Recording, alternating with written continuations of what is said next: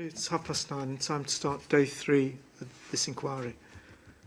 Before we go back to Mr Whitehouse, does anybody have any procedural points they need to raise? Nothing, Mr Cameron? Anybody else? In that case, we're straight in with you, Mr Parker. Thank you, sir. Good morning, Mr Whitehouse. Just as a reminder, we left off last night, excuse me, looking at what we say are the limitations of the F-series CSRM model, and I want to now come on and look at how that's handled. If you can take up CD 821, please, which is some guidance that we've already looked at, but it's the tag unit M4 forecasting and uncertainty guidance.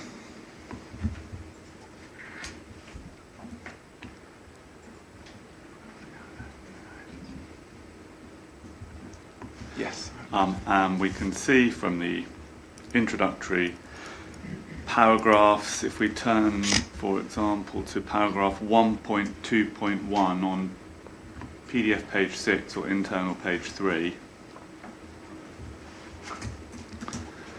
PDF 6, yeah. Which paragraph did you say, Mr Parker? 121. Yeah. We see this unit gives guidance on the production of forecasts for different scenarios, and that's generally what this guidance does, and it gives guidance, doesn't it, as to how to deal with various types of uncertainty. That's right, isn't it? Correct. So, for the purpose of this series of questions, we're going to come back to this guidance in a number of different ways, but if I can ask you please to turn to PDF page 13, paragraphs 3.3.1 to 2.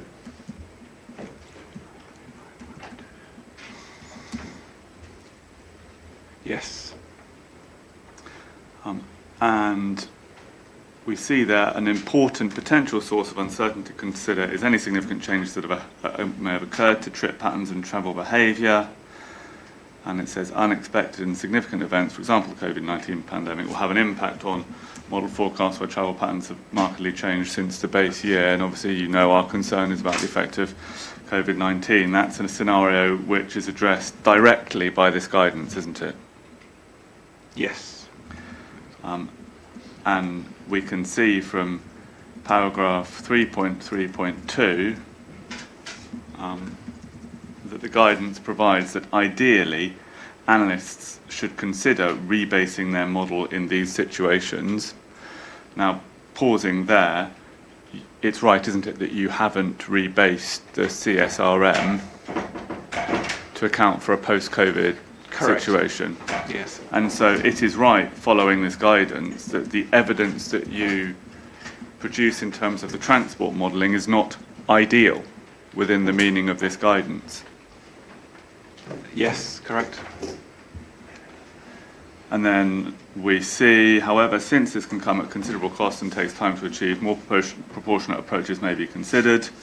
And Appendix B, and that I think you place reliance on proportionality, and we will come on to look at the proportionality of the decisions that you have made. But we then see reference to Appendix B, which provides sort of practical guidance. So if we then turn to Appendix B, which is PDF page 52.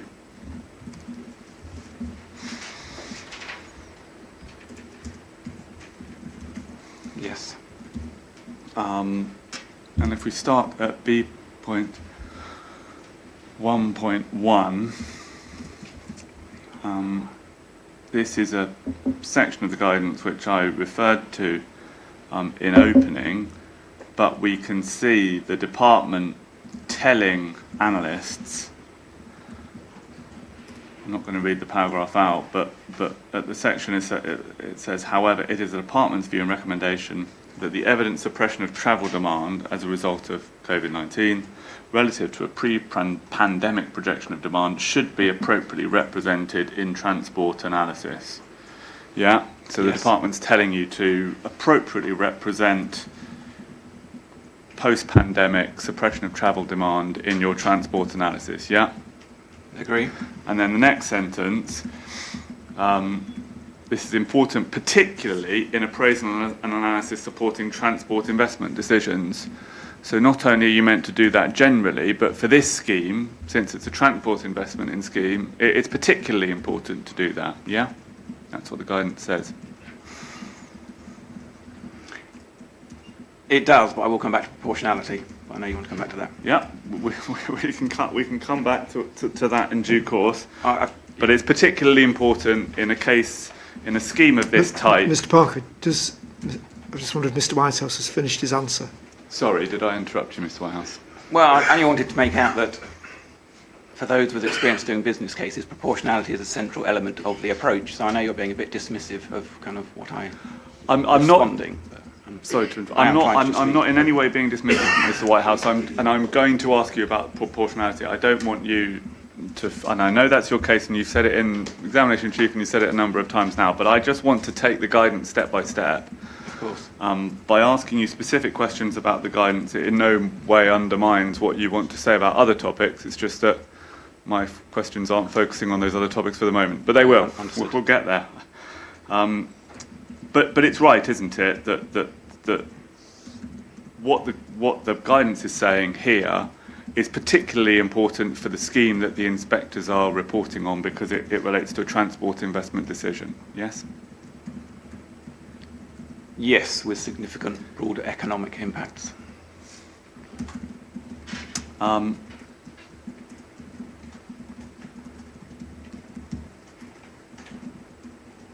Now, it's right, isn't it? I mean, I don't think there can be any dispute about this, that on any view, the CSRM, the model which provides the transport modelling for this scheme, reflects a pre-pandemic representation of travel demand, doesn't it? It does. And it does. Scenario.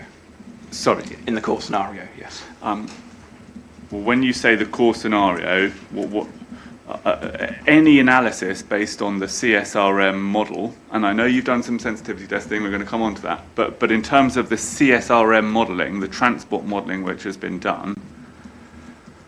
Yeah, but just to clarify, that the COVID modelling obviously was done on the CSR, so that does reflect a post-COVID bit, but I appreciate the core scenario. So your sensitivity testing where you use the CSRM, yes, and we'll come on to that, but in terms of the travel assessments which were the basis for the outline business case, the addendum business case, and the transport assessment, they are all based on the CSRM, which is a pre-pandemic representation of travel demand. That's right, isn't it? That is right. And just to be clear, it doesn't reflect that analysis, so OBC, addendum OBC, and transport assessment does not reflect the post-COVID suppression of travel demand that's being described in this guidance, does it? Yes, with the exception of that sensitivity test. Yeah. Now, if in presenting your scheme as part of your application for the Transport and Works Act order, you had not sought in some way to carry out or to represent the suppression of travel demand which is described in this guidance, yeah, if you had not done the sensitivity testing, essentially, you would not accord with the tag guidance, would you? Yes. That's right, isn't it? So again, I don't want to undermine the fact that you say you've done the sensitivity testing and we're going to come on and look at that, but just taking it step by step, let's say you hadn't done anything in the way of sensitivity testing, you would not be here today saying that the results of the transport assessment which underpin the OBC, the addendum OBC and the transport assessment... Can I just clarify? The transport assessment does not underpin the OBC. No, I know, but it's evidence that the applicant... No, but the transport assessment is a different CSRR. That includes all the dependent development in it, and it does not play a role in the economic case that's in the OBC addendum. Okay, I appreciate that. I'm maybe conflating the transport assessment with the economic analysis in my questions, but the underlying purpose of my questions, that the model runs which underpin the transport assessment, yeah, Yeah. whether or not they feed into the economic case or not, the model runs which underpin the transport assessment don't reflect a post-COVID world in any way, do they? That's correct. That's all I'm getting at. So let's put aside the sort of economic analysis point. So let me come back to my question. Let's say that you hadn't carried out any sensitivity testing whatsoever. Yeah. Okay. In that hypothetical world, we're going to come on to it, but in that hypothetical world, you would not be sitting here today saying to the inspectors that the transport analysis which underpinned the OBC and the addendum OBC was an acceptable evidence base on which to judge the acceptability of the transport benefits of the scheme, would you? I would be accepting it's a weaker case for it if you're still undertaking. The model still has merit and still has value, I believe. We'll go back to the tag guidance if you want, but this is a scheme which involves the compulsory purchase of land, it involves significant incursions into the green belt, requires compelling case in the public interest. You have government guidance which tells you that the evidence suppression of travel demand should be appropriately represented in transport analysis. Yeah, and that's what the government's own guidance is telling you. It surely isn't your position that if you hadn't sought to appropriately represent the suppression of travel demand, that there was nonetheless an appropriate evidence base on which to justify this scheme. That surely can't be your case, Mr. Whitehouse. Well, I'd say it would be a weaker case, but as we've touched on it previously, the overall case, this is one element of the case, and it's not the largest part of the benefits, and there are other benefits in there. So in the round, there are other considerations in one's belief in the case. So it's your professional judgment that even if you hadn't attempted to quantify the suppression of travel demand, so you hadn't accorded with the guidance in Appendix B.1.1.1, you would still be asking the inspectors to consider that the scheme was justified, the CPO, the incursion into the green belt. Is that your position? It's a hypothetical, isn't it? I'm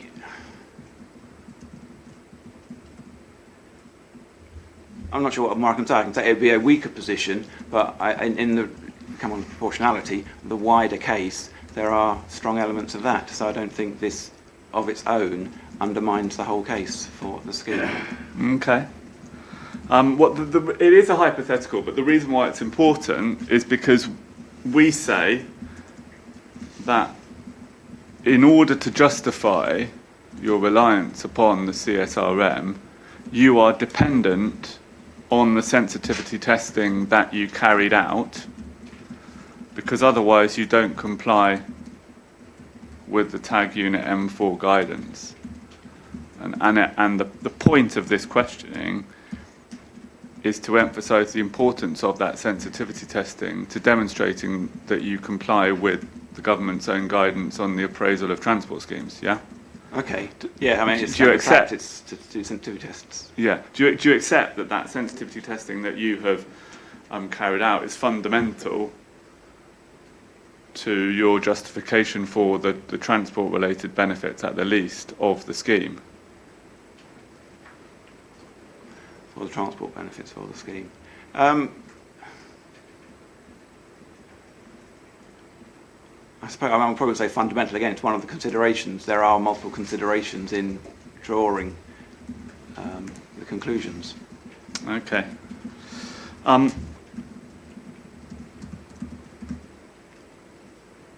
Now, the way that you've sought to account for the guidance is through a technical note that was published in July 2025. That's CD 932. Yeah, is that right? This is reflecting the introduction of the indicative BCR metric. Right. Well, okay. As that, well, does a number of things. If you can just take up CD 932. Okay.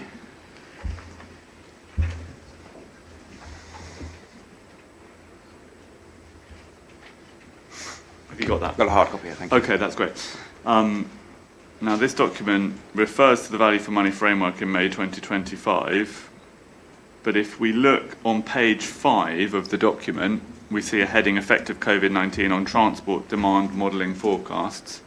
And as Agreed. I had understood it, you tell me if I'm wrong, this was the evidence that you were relying upon to demonstrate that you had complied with the tag unit M4 guidance that tells you need to reflect the suppression of post-COVID travel demand in your transport analysis.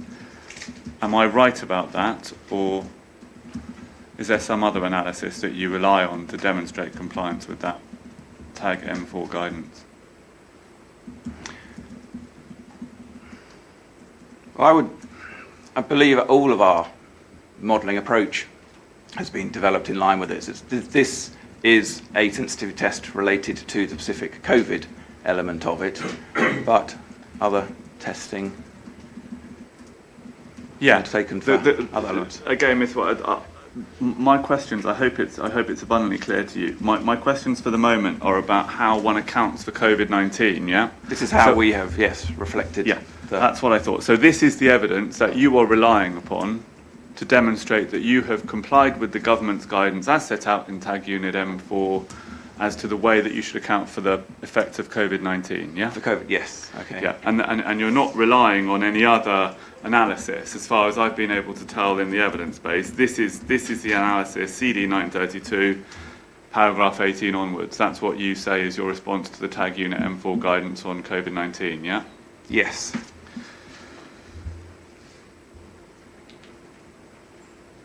Now, just as a matter of process and procedure, that the M4 unit guidance was published in November 2023, I believe. That was 12 months, as I understand it, before the OBC addendum. Is that right? Was produced? Sorry, what date were you referring to? So the tag unit M4 was, we can see from the top. Oh, the date of the tag, sorry. Yeah, Right. was November 2023. Well, that's the date on the front of the document, page 1. It is the date it was published. I believe the work was, I would need to double check, the work was undertaken in advance of that date, and that work was based on modelling that was undertaken at a date preceding that, because there is a time lag between the modelling and the analysis. So I'm pretty certain the OBC economic analysis was not undertaken in November 2024. Okay, I mean that was my question, because the addendum was obviously published in November 2024. Yes. So it's obviously a year after the guidance came into effect. And yet in the OBC addendum, no mention is made of the tag unit M4 guidance.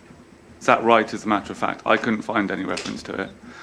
I believe that is right. That is correct. I mean, that is my first question. I mean, you were producing an addendum OBC, and yet you omit to refer to guidance which had been published 12 months before the date of that publication, which bears directly on the issues that the addendum OBC was considering.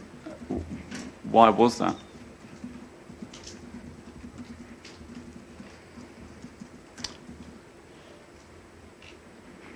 I would need to check when the COVID sensitivity was undertaken and when the OBC addendum analysis was undertaken, recognising what the published date on it is. I believe the work was undertaken at an earlier date. I'm sure that's right, but 12 months is quite a long time. I just find it somewhat remarkable that at no stage before the publication of the guidance, any mention was made of the potential effects of this guidance on the analysis that was contained in the addendum. I mean, was it considered? Was this guidance considered before the addendum OBC was produced, as far as you're aware? I'm sure the modelling team did consider it in terms of the development of the model. Well, what about you? Or what about the authors of the addendum OBC? Did they consider this guidance before they produced the addendum? I think at this time I can't recall. I think the view is that we had a range of sensitivities here showing upsides and downsides, so we were recognising uncertainty over the numbers, and we were using the modelling that was available at that point in time. Okay. Well, we'll come and look at whether you've considered, I think the sensitivity testing only considers upsides, doesn't it? It doesn't consider any downsides. No, that's not correct. Okay, we'll come and look at what downsides, if any, were considered. But okay. Well, again, if you want to come back to me on why you didn't consider this guidance in the addendum OBC, that's fine, but I've written down, I've got a note of what you said. So, instead we have the technical note, which is 932, so let's just have a look at that. The way that you've accounted for COVID-19, we see at paragraph 20 you refer to the guidance, and then at 21 you say what you have done, and you say you've compared averages of 2023 counts with 2019 counts to produce an adjusted pseudo-base assignment with 10% fewer cars on the road and 10% more LGVs on the road, yeah? That's the exercise that was undertaken to sensitivity test the effects of COVID-19. Yes, that's what it says. Now, can you just take up CD 821 again, which is the guidance, and we'll see to what extent that does or doesn't comply with what you're meant to do.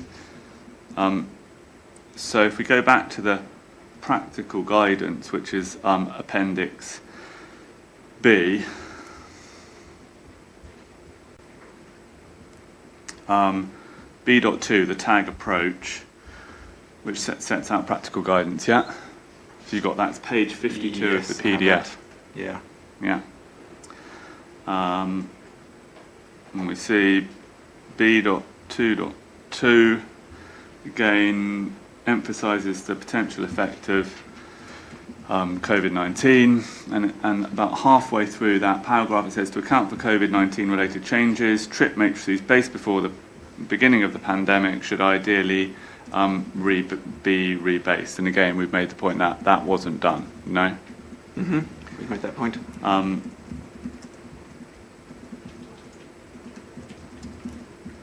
At B2.3, reference is made to the uncertainty toolkit.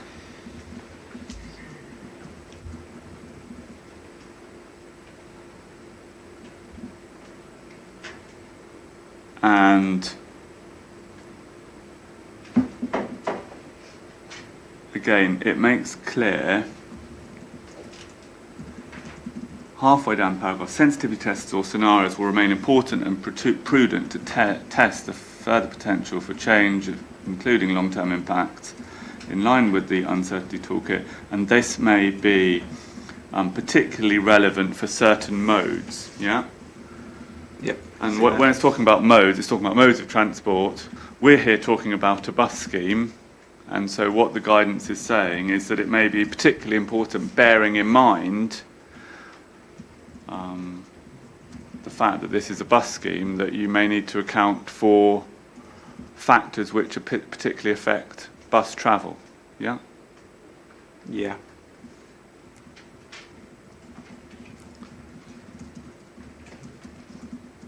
And then... Am I allowed to clarify? Sorry. Yes, you can clarify. Just in terms of this, the very last sentence at point B.2.2, where it refers to appropriate adjustments, that is the bit of guidance that has then led to us coming up with this pseudo-adjusted element. Yeah, yeah. So, again, we are getting there. Made plain to the witness that of course he's allowed to clarify. must be allowed to clarify when you want to do so. Yes. No, I did say that. I did say that, and of course that's right. Have to answer the question. That's the only other key to the clarification bit of the equation. But yeah. So then we have a section.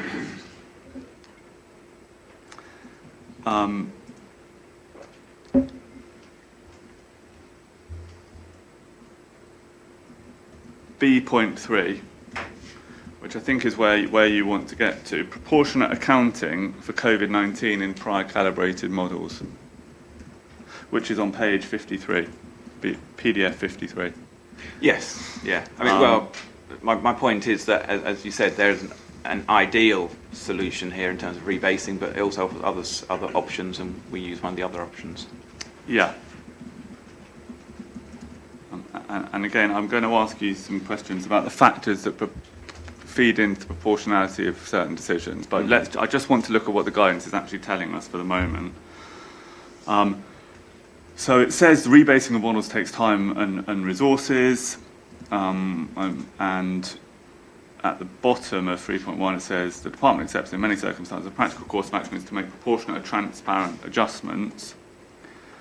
And then the summary recommendation is where model rebasing is judged not to be practical for analysts to assess the extent of the divergence of travel patterns and volumes using the best available data and evidence. If it's clear that COVID-19 has had an impact on travel, this should be represented using an appropriate change in travel demand across the trip matrix, considering trip purpose and patterns as appropriate, and apply this to produce an updated core forecast. Yeah? See that? Yes. Now, CPPS case is that in the circumstances of this scheme, bearing in mind that it's a bus scheme, bearing in mind there's CPO, bearing in mind there's incursion into the greenbelt, the only proportionate decision that could have been made was to produce a rebased model, right? Okay. We're making no bones about that, and I will ask you about that at the very end of the process. But let's say, for the sake of argument, yeah, that you took the view that it wasn't proportionate to rebase the model. Yeah. Okay.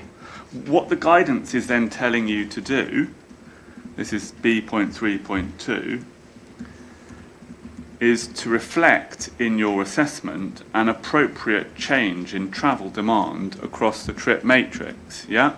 Mm-hmm. Now, in terms of the busway, you haven't attempted to reflect a change in travel demand for the use of the busway in your sensitivity test, have you?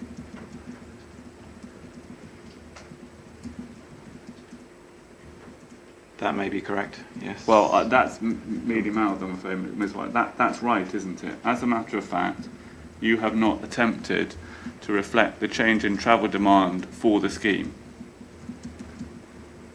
Because your sensitivity test, that's right. On the highway, yes. All you've done is said, well, if there's 10% fewer cars on the road and 10% more LGVs on the road, what happens? Yeah. And that doesn't account for travel demand.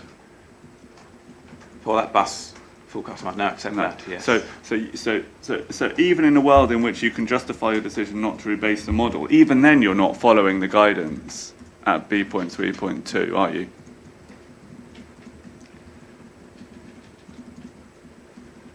Well,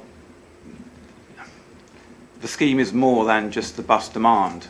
So yeah, I accept your point raised there about the bus side of things, but there is also the implications on the highway of the scheme. That's one of the benefit streams. Yeah, this is a point where the clarification came without the answer to the question.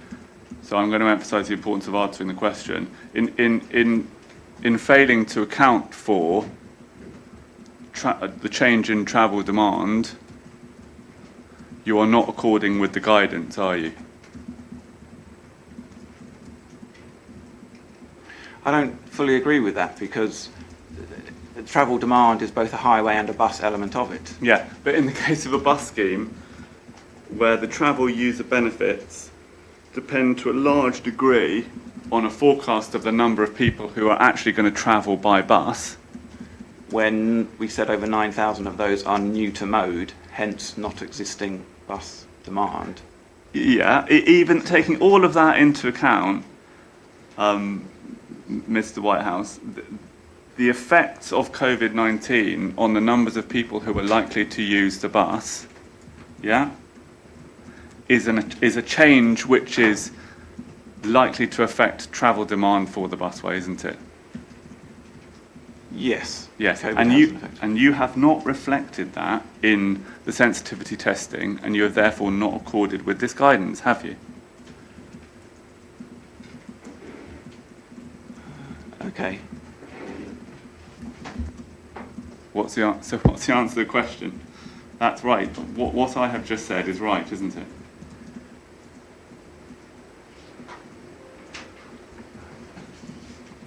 Mr. Whitehouse, could I put it a slightly different way? What change in travel demand did you take into account? So this took into account the change in travel demand on the highway network, and therefore the change in impacts of the scheme on the highway network. And on the highway network, what form of travel? That is the car users. Just car users? Well, cars and LGVs and HGVs, as said there.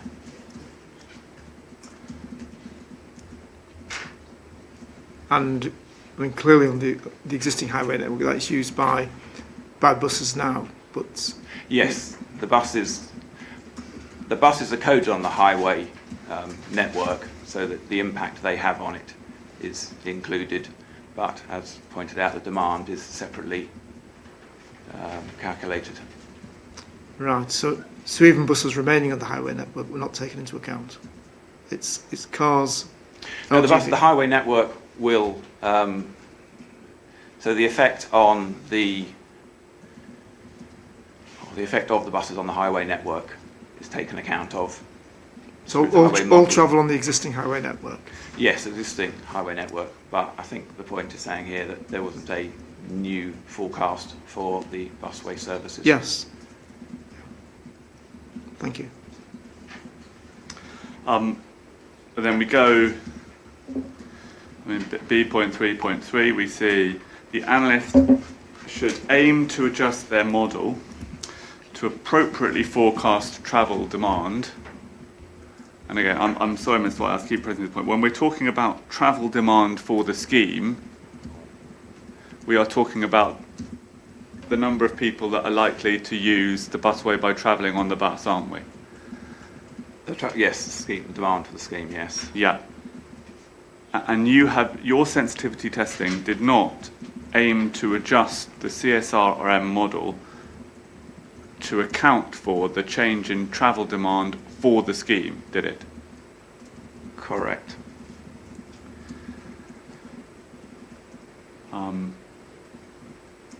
It should do that to a high level proportional adjustment observed from national statistics. So there's obviously national statistics which could feed into that assessment, aren't there? In principle. Well, there are there are local statistics. Yeah. And Yes. alternatively, where appropriate, use of more specific local data is recommended. And there is, in the case of Cambridgeshire, a plethora of local data which gives you statistics relating to number of cars on the highway, how many people are travelling on the bus, how many car parking spaces are being used up in different locations, so on and so forth, yeah? Yes. And you have not sought to account for that local data in your sensitivity testing, have you? Correct.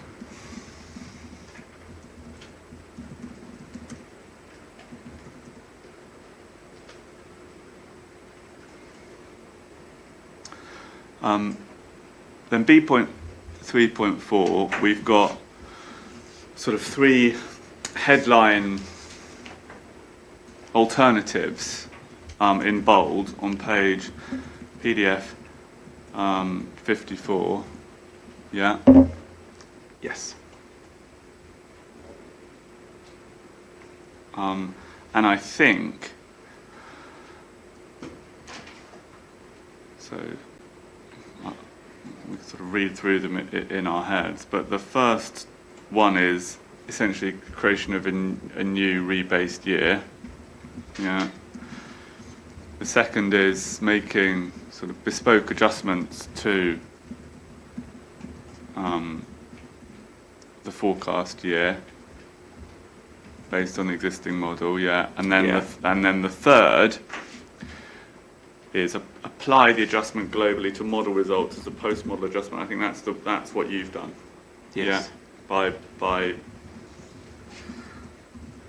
making these two adjustments to car numbers and LGV numbers, yeah? Yes. Now, just let's see what the guidance says about this. This method is the simplest way of applying adjustment.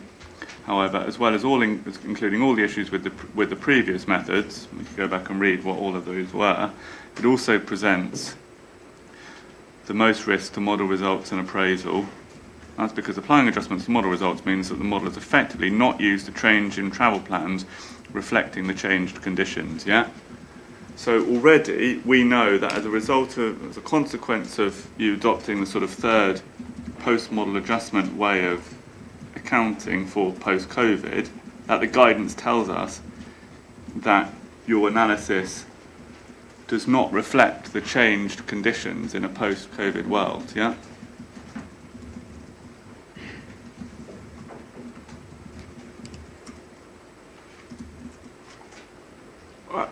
I mean, it's more, there is greater uncertainty. I'll just read again what I'm reading. This sentence that says, this is because applying adjustments to model results means that the model has effectively not used the change in travel patterns reflecting the changed conditions. So which paragraph are you on? So it's under the bold heading 3 at the top. Yep. Yeah. And 3 lines down there's a sentence beginning, this is because. Because applying adjustments.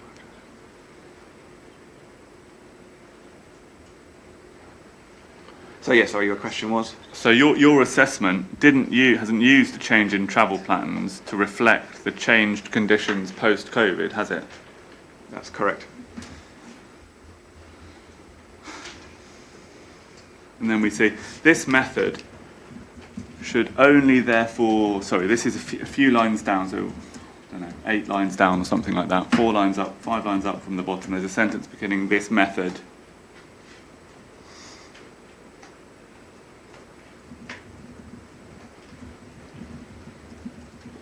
So you got that? Yeah, sorry. Sorry. Oh, yeah, sorry. I just wanted to make sorry, sure now you I were found keeping it. up Yes, with. yes. Sorry. This method should only therefore be considered if quick proportionate decisions need to be taken, so long as the risks to analytical assurance are explicitly highlighted. Now,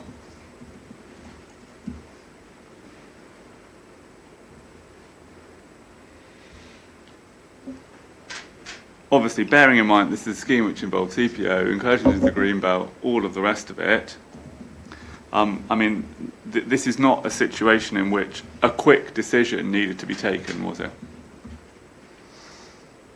I don't know what the internal thinking was on that. I mean, yes. I mean, there's a process. I understand that. Yes. Yeah. I mean, but you would have had, even in the time available between the production of this guidance in November 2023 and the date, say, of submission of the application for the draft order, there was sufficient time available for you to have either rebased the model, so that's ideally. So what was your first date? So the guidance was published in November 2023. Right. Or, even if you weren't going to rebase the model, to do the second, take the second recommended action, which was to make sort of bespoke adjustments to the forecast, yeah? That's right, isn't it? The second point is, I mean, my understanding is it can take about 18 months to rebase the model and then put it in a state that then allows it to be used for analysis. So there is a question over whether it would have been potentially. But okay, but yes. you accept that more bespoke adjustments to the model could have been made within the time. So insofar as this guidance is telling you that the third category is appropriate where you need to make a quick decision, that isn't the speed of the decision making required isn't a factor which was capable of influencing your decision as to what adjustment to make. That's right, isn't it? That is true. So when you So, I want to be clear in this. Are you saying that there was time to make bespoke adjustments?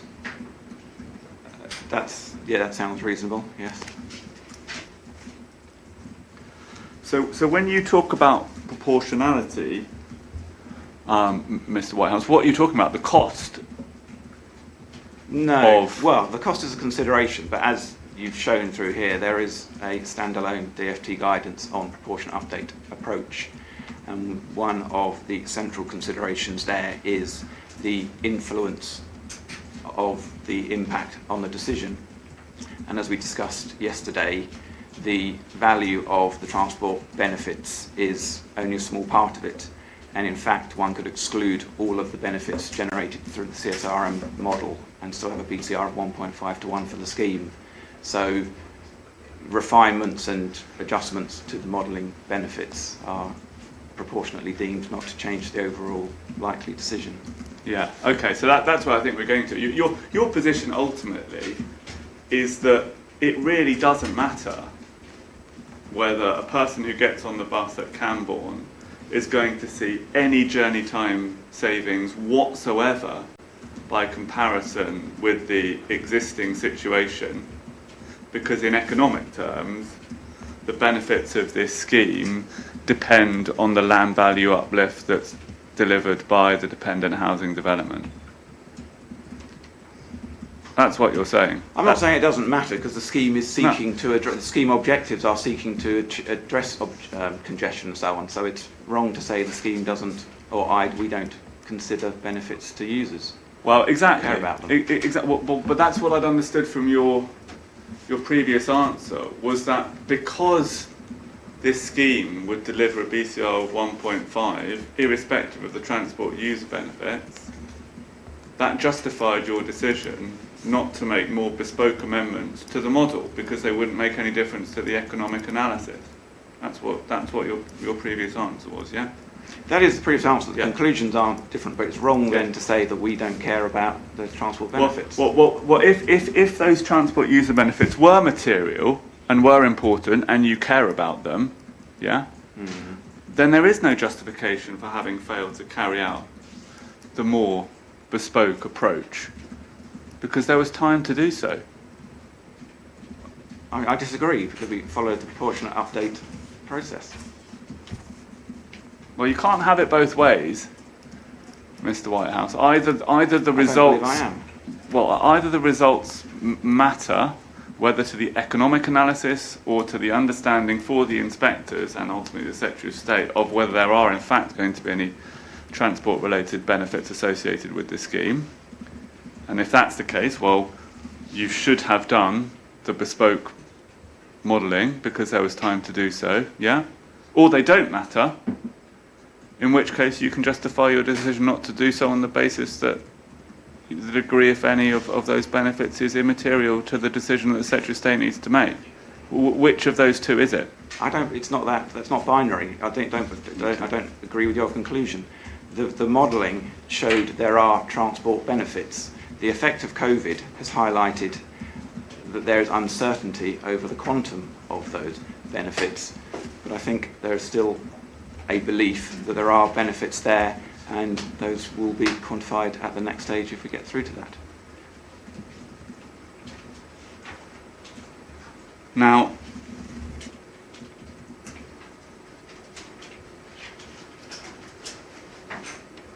I think this is right, but just let me check. You've accepted that there was time to make bespoke adjustments to the model, yeah? Yes. And as Mr. Johnson has addressed in his proof of evidence, but in any event, there are a range of bespoke adjustments to the model which could have been made, yeah? Yes. You accept that? That sounds, yes. And those bespoke adjustments to the model could have accounted for the likely numbers of passengers who would use the bus, all sorts of different factors which would give you a more accurate forecast of whether the scheme was likely to have transport user benefits or not, yeah? Yes, the model could be refined, Yeah. updated.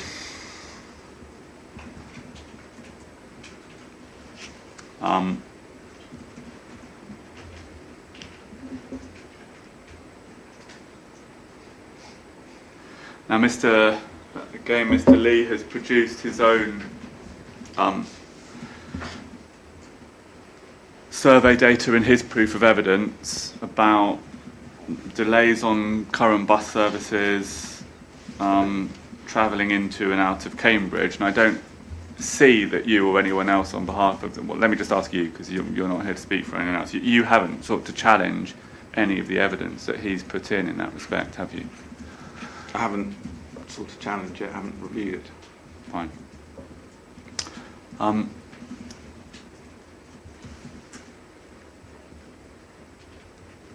Again, we have the traffic monitoring report, the quarterly update, which we can look at if we want, but that demonstrates that the existing guided busway into Cambridge, patronage for that, the use of that busway is still down on pre-COVID-19 levels. Are you aware of that? I am aware of that, and I think if the monitoring report you provided yesterday, did it show was it a 31% increase over the last year, or a significant increase in the last year, demonstrating that it appears to be recovering? But still 15%, 14% down, almost 15% down on pre-COVID levels, yes. Yeah. And that local data, that's not captured in the sensitivity test in any way, is it? That isn't, no. No.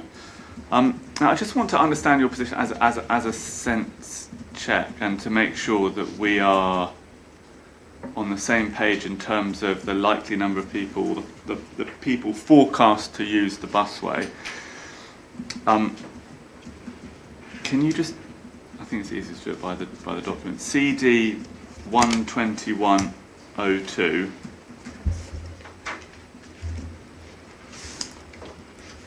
Which is that's the economic case addendum, is it? Yeah. Yeah. Paragraph 3.2.4. 3.2.4.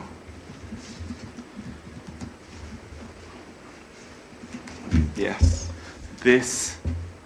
Just one moment, Mr. Parker.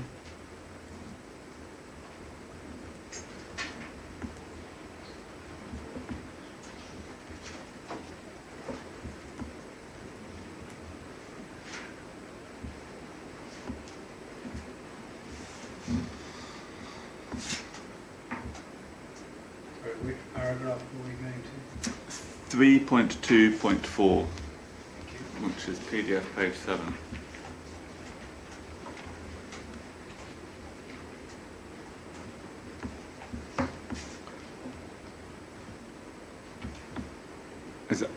If we're all there, Yeah. we see here, given the dependency of the developments at Cambourne, West and Bourne Airfield and the C2C scheme, they are not included in either the do minimum or the do something scenarios. Now, what I understand from this is that when you are calculating patronage forecasts for the C2C scheme, and we know that it's forecast to carry 8,800 new trips in 2041, Yeah. that does not include trips which will derive from the 3,850 odd new homes at Cambourne, West and Bourne Airfield. Yes, that dependent development number. That's yes. right. Yeah. Now, the park and ride facility at Scotland Farm, Yeah. that's proposed to have 2,000 car parking spaces Yes. and 300 bike spaces. Okay. Right. I'm taking someone else's word for it, but you take my word for it, and if we're wrong, I recognise someone will 2,000. tell Yes. us. Yeah. Right, but I'm just going to do some basic maths. So let's assume that all of those spaces are taken up. Okay. That gives rise to approximately 4,600 daily trips, yeah? So that's 2,300 times 2. Yes.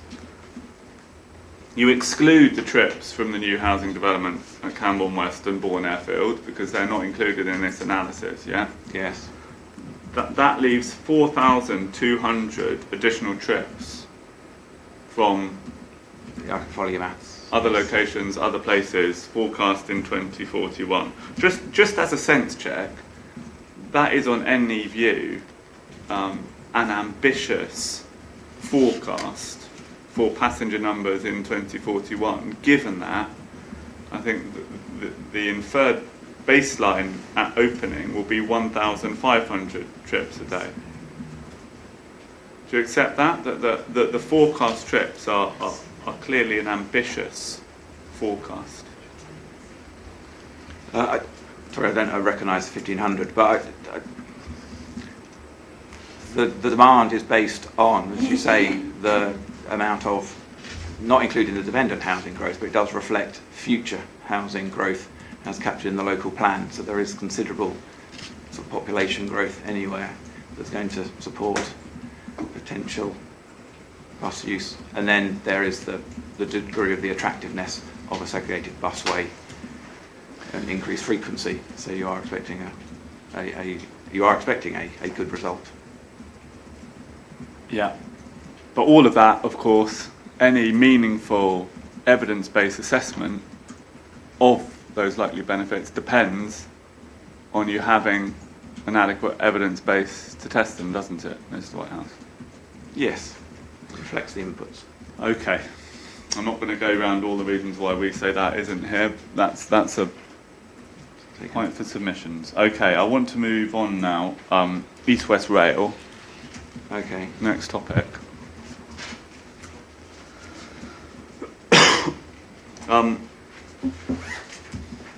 Your proof of evidence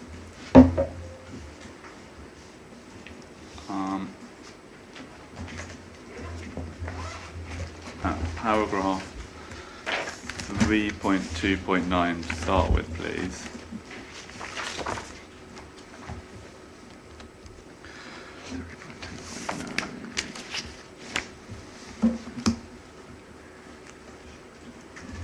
Okay, yes.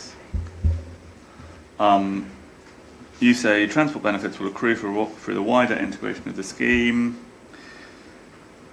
as part of the high quality public transport connections to Cambridge and in the longer term with stage 3 of EWR, although stage 3 is not yet defined or programmed. So you're saying that transport benefits will accrue through integration with EWR, but it's right, isn't it, that you haven't actually carried out any assessment of whether there will be transport benefits that derive from interaction with the EWR. So when you say transport benefits will accrue, that's not based on any assessment or evidence base. It's based on professional judgment that providing access to a regional rail network through a high quality public transport system has a track record of being effective in providing benefits. Yeah, we'll look at what the likely effects of EWR might be in due course, but I'm grateful for that clarification. And then paragraph 4.3.6, you are dealing in this section with responses made to points by objectors, and you're dealing here with the criticism that the impact of EWR is not being considered. And essentially you're explaining why EWR was not included in the core scenario, yeah? Yes. And as Mr. Cameron alluded to in opening, CPPF's position is not, never has been, that EWR should have been modelled as part of the core scenario. Yeah. Okay, no, we misinterpreted that. Yes, that's fair. That's okay. I'm grateful that that's very fair of you to accept that. CPPF's position is that it should have been modelled as an alternative scenario within the meaning of the tag guidance. Yeah. Now, as I understood what you said in evidence in chief, your position was that you had accounted for the effect of EWR in your low growth scenario. Have I understood what you said in evidence in chief? Not correctly exactly. or not? We have accounted for a scenario in which the benefits are lower without ascribing a cause for what that is. Yeah. Okay.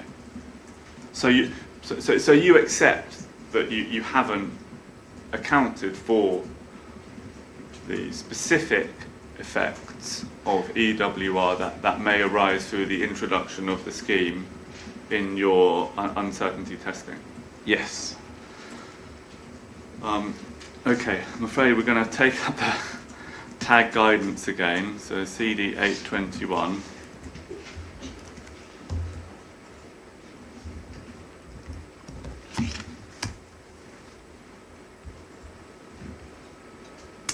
If you can turn please to PDF page 7, which is section 2.2, uncertainty log. Sorry, the page number was? PDF 7. PDF 7, thank you. And we see 2.2.1, purpose of the uncertainty log is to record central forecasting, record the degree of uncertainty around these central assumptions.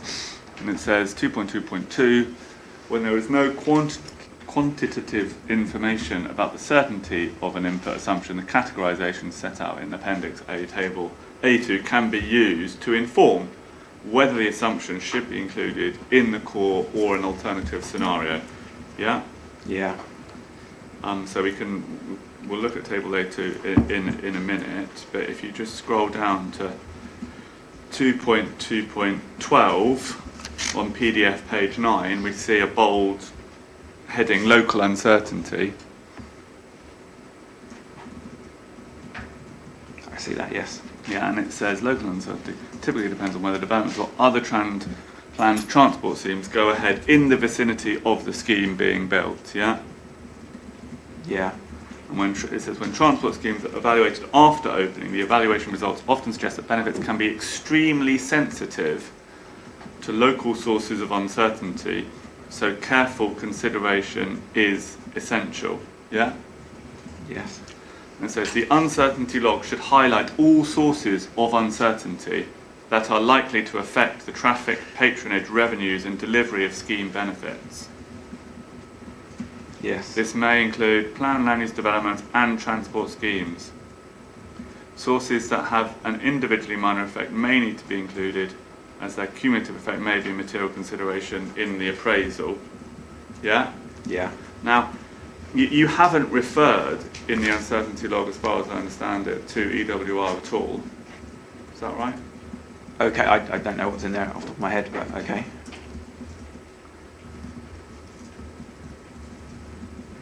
And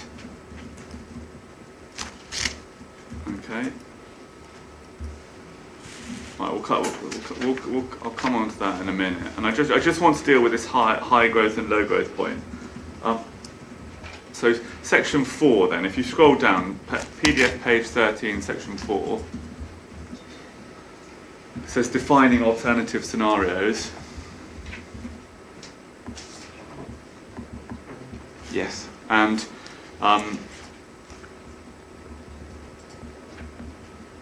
section then 4.2, defining high and low growth scenarios, and guidance is given about defining high and low growth scenarios, and that's what you've done. You've identified some high growth and low growth scenarios, and you've presented that analysis. Yeah.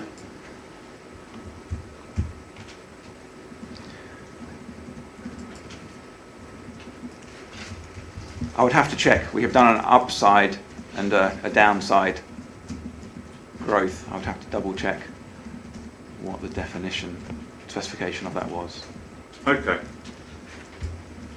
That's fine. But the point that I want to put to you is that section 5, which is a different, entirely separate section, deals with defining additional alternative scenarios. Yeah. Okay. Yes. So that's PDF page 18. Yeah. Yes. So, according to the guidance, your uncertainty testing needs to both identify high and low growth scenarios, and you can check whether you've done that in accordance with the guidance, but also potentially may need to identify alternative scenarios. Yeah? Potentially, yes. Yeah. So they're different. The guidance is clear that they are different things, to put it colloquially, aren't they, Mr. Whitehouse? Yes, yeah, different headings. And if there is a scenario which should properly be considered as an alternative scenario within the guidance set out in section 5, it will be no answer to say, well, we've done the high and low growth scenario testing, because that's required anyway, isn't it? That would be the case, but as it says here, there are circumstances, so it is a judgment, a decision by the modelling team on the approach to take. Okay, well let's look at the table which sets out the considerations that are relevant. So that's table A2. Which is where? Good question, sir. Let me just find it. That is PDF 51.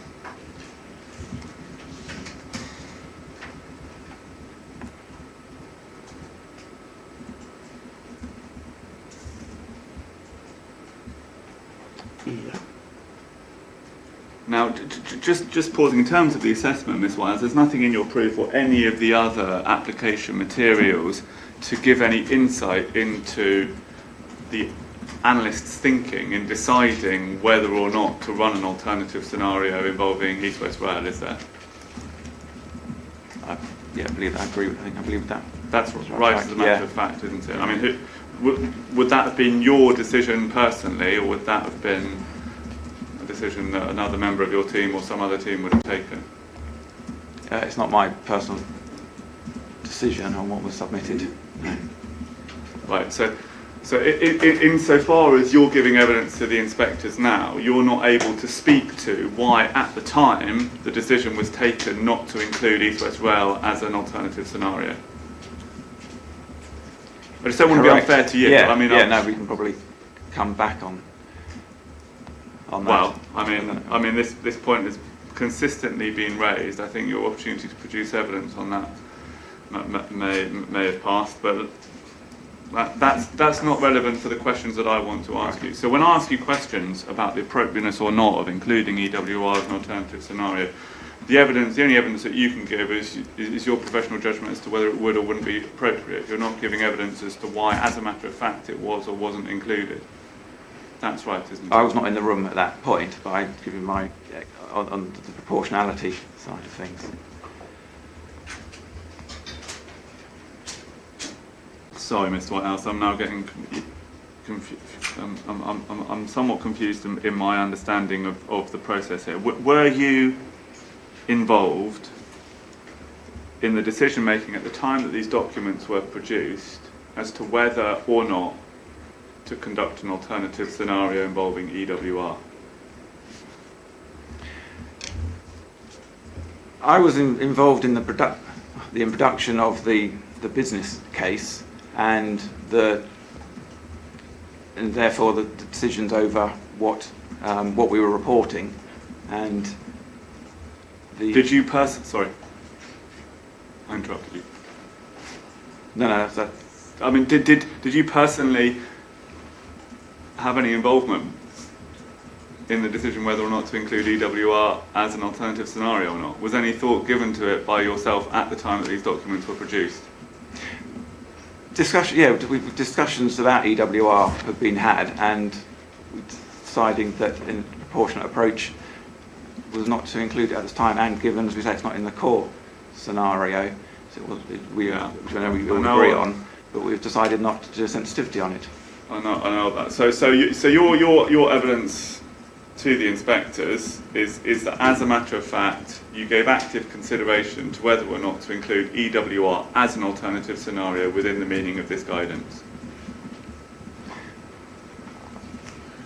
We considered it in terms of the development of the business case. No, mine was a very specific question. It may be that the answer is no. I did not.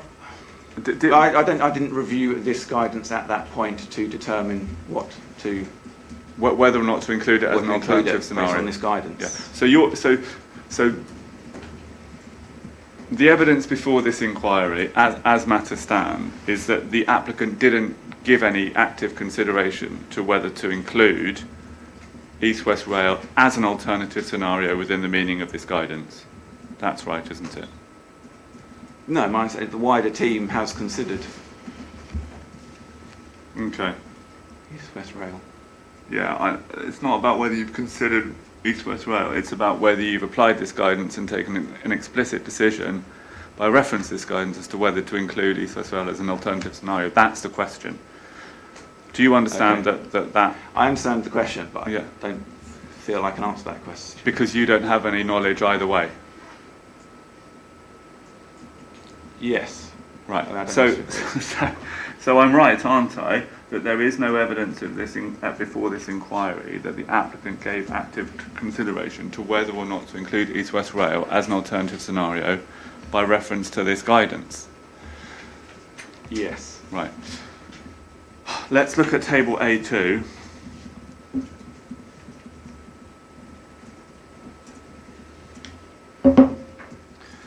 So this is a table which has three headings: probability of the input, status, and then core scenario assumption. Yeah, and then Yeah. we've got the top two categories, which we can agree are not relevant. No one's arguing that East-West Rail should be included as part of the core scenario. Reasonably foreseeable. The outcome may happen, but there is significant uncertainty. Now, if one looks at the status,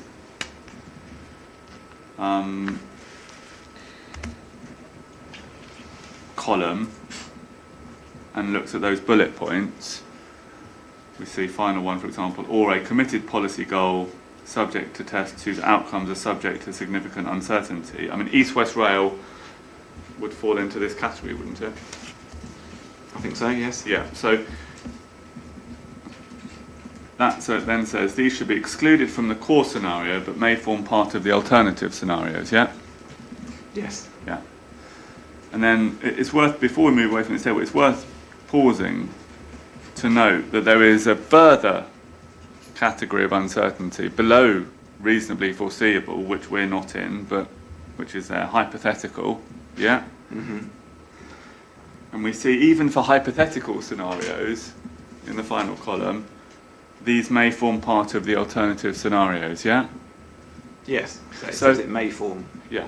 part. But the fact that, for example, East-West Rail is not the subject of a DCO application, or in whatever form the consenting regime may be, that is not a reason to exclude it from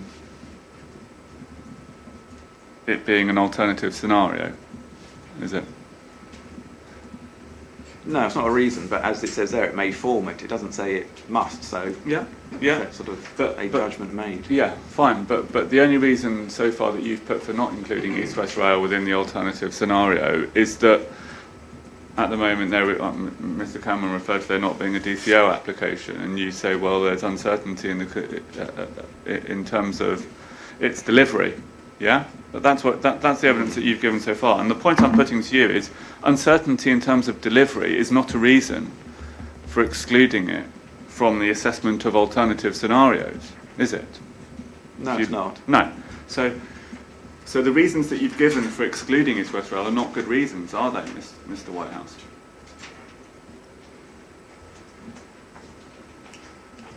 Well, I know you're not accepting my reasons, and come back to. Well, no, you've Also- accepted that they don't reflect the Can you just guidance. answer the question? And again, we've had this point. I'm not aware of what the thought process by the modelling team was in this, but the guidance says it may form part of the alternative scenario. Throughout this guidance, there are references to proportionate approach, which comes back to that point: is will it materially change the decision made? So in the round, there are reasons on both sides. Yeah. Okay. That's a slightly different point. I've got a clear answer to the previous question about uncertainty, so that's fine. I mean, again, you come back to proportionality, and you say, well, will it change the decision made? And essentially, what you're saying there is that because this scheme economically is essentially dependent on the land value uplift, it doesn't matter what potential effect of East-West Rail might be on patronage of the busway, because land value uplift trumps everything. Well, the dependent development benefits are the largest element for the scheme, but I think whilst recognising that there's uncertainty over the modelling, professional judgment will still suggest there will still be benefits. I don't think Okay. the suggestion is that East-West Rail would lead to the removal of every benefit currently forecast by CSRM. So you weren't there in the room when the decision was made, but the reasons that you have given for excluding East-West Rail as an alternative scenario are, firstly, it's uncertain delivery, and we've looked at whether that complies with the guidance. And secondly, what you say is, well, it wouldn't make any difference to the eventual outcome, the eventual decision to proceed with the scheme. It's notable, isn't it, Mr. Wise? We can go through all of this. You're not saying that East-West Rail would not have any effect on the potential benefits of the busway, are you? No. You accept that there is a potential If effect. East-West Rail comes forward, yes, there'll be East-West Rail. And an effect. yeah.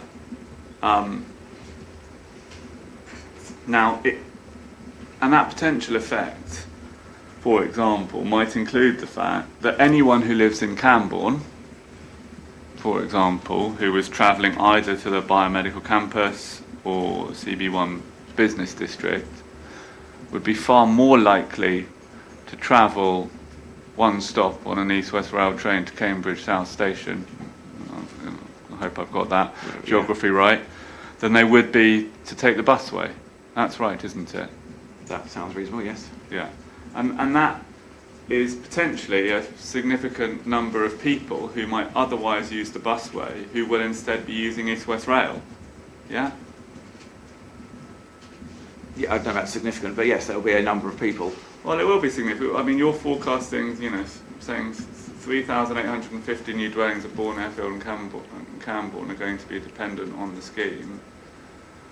Anyone who is travelling to either of the two locations that I'm talking about, which are very significant employment destinations, will not be using the busway, will they? They'll be using the train. I think that's most likely, but to say that the busway is serving the intermediate stops in West Cambridge and other locations. Okay. So yeah. it's other markets it's serving. Yeah. So your answer to that is to say, well, there are going to be some intermediate stops between Cambourne and Cambridge that where East-West Rail isn't going to serve. Yeah. Yes. And that there is an employment development West Cambridge to which will be served by the scheme. Yeah. Yes. But even if that's right, the benefits of the busway are going to be significantly materially affected by East-West Rail, aren't they? I think that is potential things. I mean, I'd point out there could be an upside because having a new station, there could be an increase in people travelling on the busway to the new station to then use East-West Rail. And even if you're right that there is that benefit of people in Hardwick having access to a bus stop or whatever that wouldn't have access to a train, if that was the problem that you were trying to solve, you wouldn't need to build an off-road busway that goes through the Greenbelt, Coton Orchard, all the rest of it, causing all the harm, the CPO, all of that. What you do is build a new bus service that gives people access to the train station at Cambourne, wouldn't you?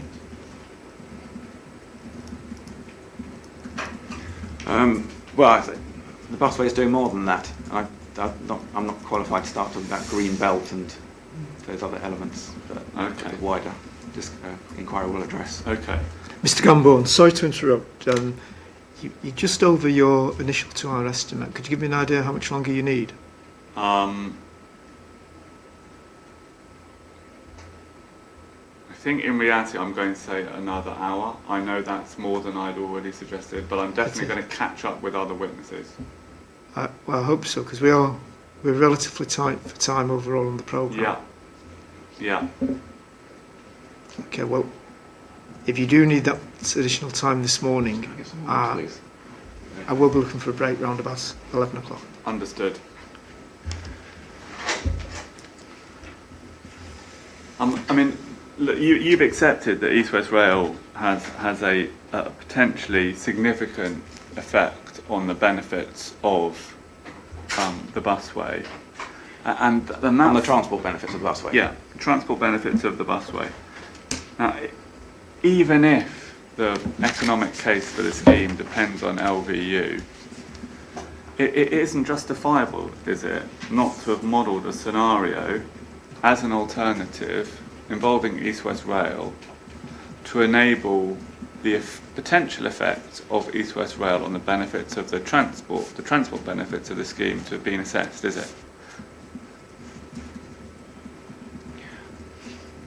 I disagree, because I think it is justifiable, and with the uncertainty over East West Rail, one would need to come up with a scenario of what opening year to assume, what to assume in terms of journey times and all those other things. So there's a great deal of uncertainty about what you would code in East West Rail as. Yeah. All of that's agreed, but you're not suggesting that the alternative scenario wouldn't be capable of modelling that uncertainty.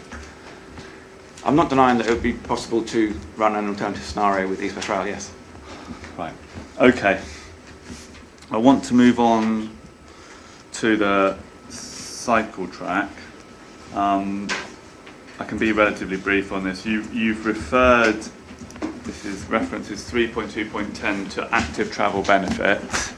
And I appreciate that you will say they are a small part of the overall benefit package, and I have that point. I'm conscious of time, and you don't need to make that point, but I do just want to ask you about them. Okay. Now, you're aware, I assume you're aware, tell me if you're not, that CPPF's position in terms of the access and maintenance track which would serve as the cycle and pedestrian route is not required, and that part of the reason for them saying that is that there are proposals for the Cambourne Greenway which are being delivered at the moment, and indicative proposals for the Cambourne Greenway to be extended to Cambourne. Are you aware of that? Okay. I'm not sure I was aware of this extension. I'm aware of the Greenway idea. Yeah, so, well, to be clear, it's indicatively shown in the council's local walking and cycling transport plan. I probably got that name wrong, but Mr. Lee and CPPS proposal is that indicative extension should be delivered, which would deliver a pedestrian and cycleway to Cambourne. Yeah, you're aware in general terms of that possibility. Yeah. Now, it's a route which avoids Madingley Hill. Don't know if you're aware of that. I think I am. I think I can picture it. Which is, I presume you've been up and down that road. It's a relatively steep hill, and if you took the Cambourne Greenway, you wouldn't be cycling along buses. You'd be cycling through open countryside. Now, CPPS case is essentially that if that extension were built, it would provide a far more attractive cycleway for pedestrians and cyclists. Yeah, okay. You don't have, that's not your domain, and I'm not asking you to express a judgment on it. But if it's right that cyclists and pedestrians would use the Cambourne Greenway rather than the active travel route, it follows that that would make a difference to the economic benefits that you could ascribe to the active travel route running alongside your scheme. Yes. Thank you. Right, I want to turn now to the economic benefit analysis,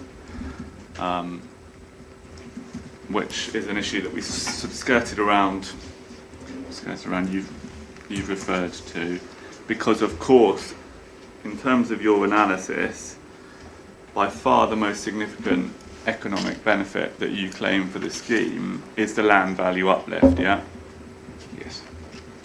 Now it's worth pausing to note that while you have repeatedly said that in economic terms the transport benefits, the monetised benefits that you derive from the transport user element of the benefits is relatively small, it's right to say that those transport user benefits fall within the most certain category of economic benefit in the analysis. That's right, isn't it? Oh, yes, as presented yesterday in that value for money framework. And the land value uplift benefits, which are by far the greatest element, fall within the least certain They're identified as evolving, yes. category of the analysis. So there is built into the analysis an acceptance that the delivery of these benefits is inherently uncertain as a matter of principle, yeah? More uncertain than the other ones. It's claimed.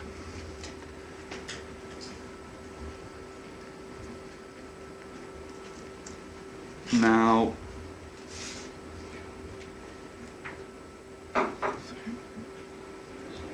Sorry, which document do you want to? yeah, I'm just catching up with myself. Your proof, there's a section headed economic benefit. It's on page PDF 23, starting 3.2.12, where I think you summarise the effect of the position,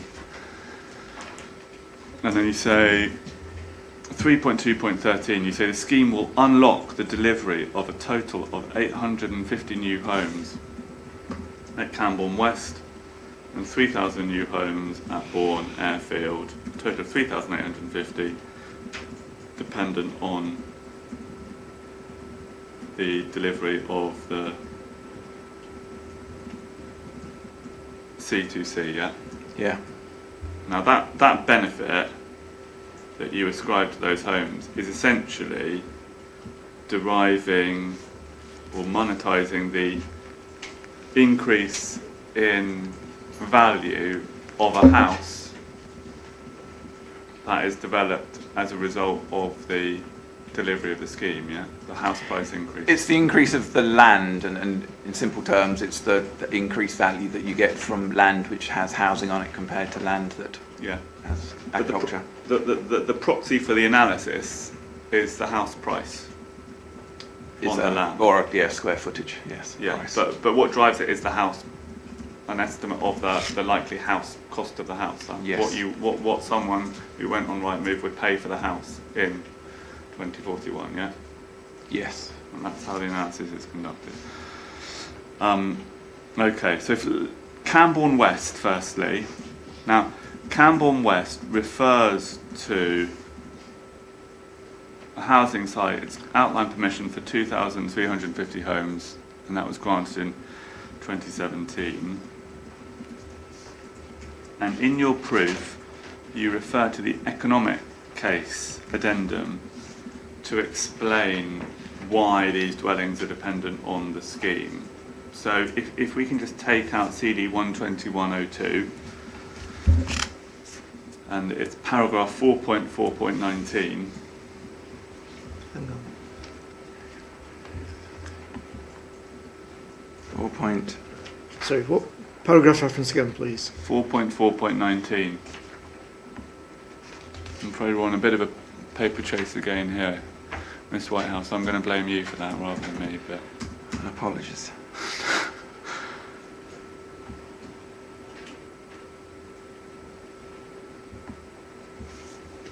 so in your proof you say, well, look at the economic addendum to understand why we say these 850 houses at Cambourne West are dependent on the development, right? So I go to the economic addendum and I'm finding, what I find there is paragraph 4.4.19, and that doesn't in fact give me an explanation as to why the houses are dependent, but it says, as described in the strategic case addendum, the proposed developments at Cambourne West are dependent on the introduction of the C2C scheme, right? So then we need to go, I'm happy in a minute for you to take me to any other paragraphs that are relevant. I'm trying to negotiate my way through the documents as fair as I can to you. But we go then to the strategic case addendum, which is CD 12101. So let's take that document up.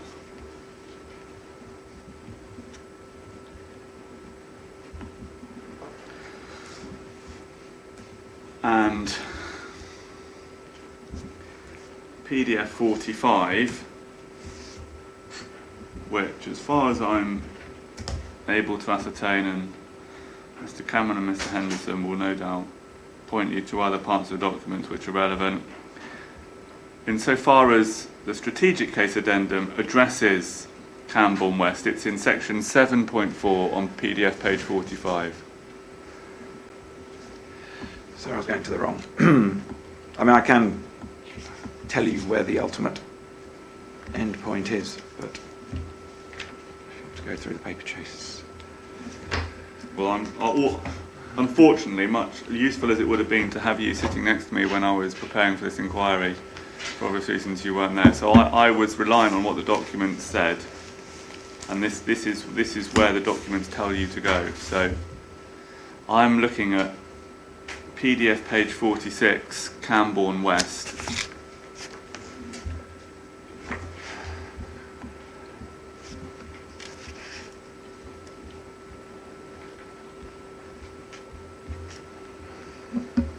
It's page 49 of the paper copy, if that helps.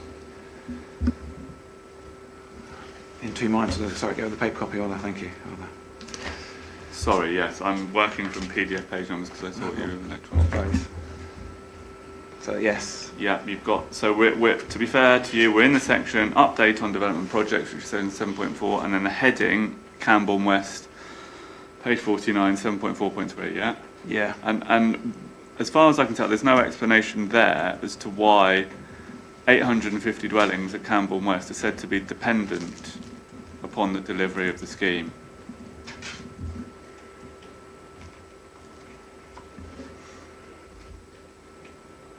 Yes. That's right, isn't it? I didn't quite get sorry from the very start. I wasn't quick enough to see where in my proof that says that's where we identify the dependent development. Well, your proof refers, as I said, to the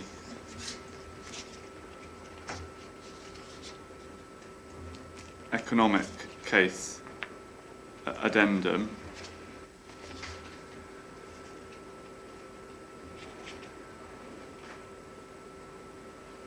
It doesn't give any explanation for the claim dependency, nor does it give any specific reference, but I've looked at the economic case addendum because that's what you refer to, and that's where we find this paragraph 4.4.19, which then refers you to the strategic case addendum. That explains the approach. Which, I mean, it does. I mean, the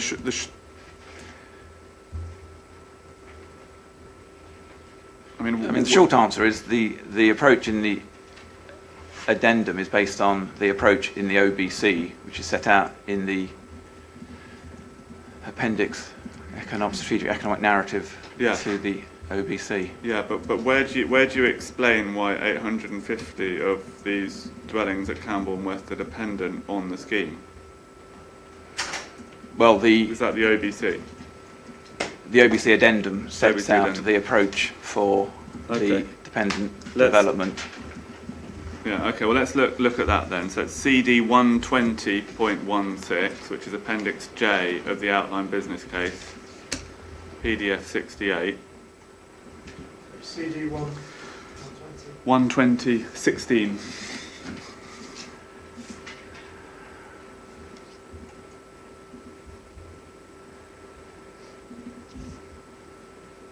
Yeah. Tell me when you're there.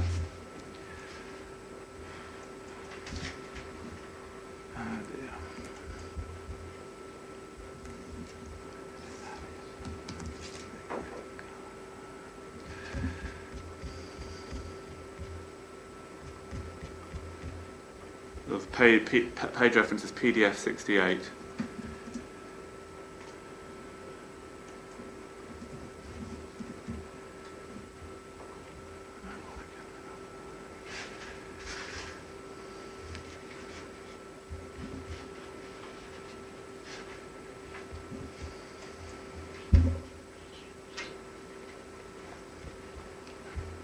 68.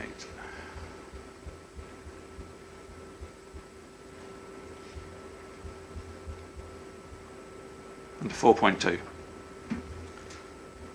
Sorry? Sorry, we did. I'm on table 8.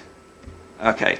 There is some preceding paragraphs that relate to it. So if you want to refer to any other parts of the document, that's fine. I'm trying to be as efficient as possible because these are obviously unwieldy documents and you could get lost in them. But I want to take you straight to the point that, Table 8. that I want to make. Mr Whitehouse, if you want to go to some other passage of the document in order to answer the question, you need to do so. That is what I just said. Yeah. To make that clear. Yeah. Just the page, PDF page 67 explains Yeah. what's then going to be contained in the table. Yeah. Is there anything you want to highlight at that before we move to the table? No. Well, let's move to the table then. We see table 8, new settlements, Cambourne West. I'm not going to go. I'll ask you to read all this document, but the headline point, top bullet point on the far right-hand column, assumed the housing is 100% dependent given the policy position and statements with the local plan, so on and so forth. Yeah.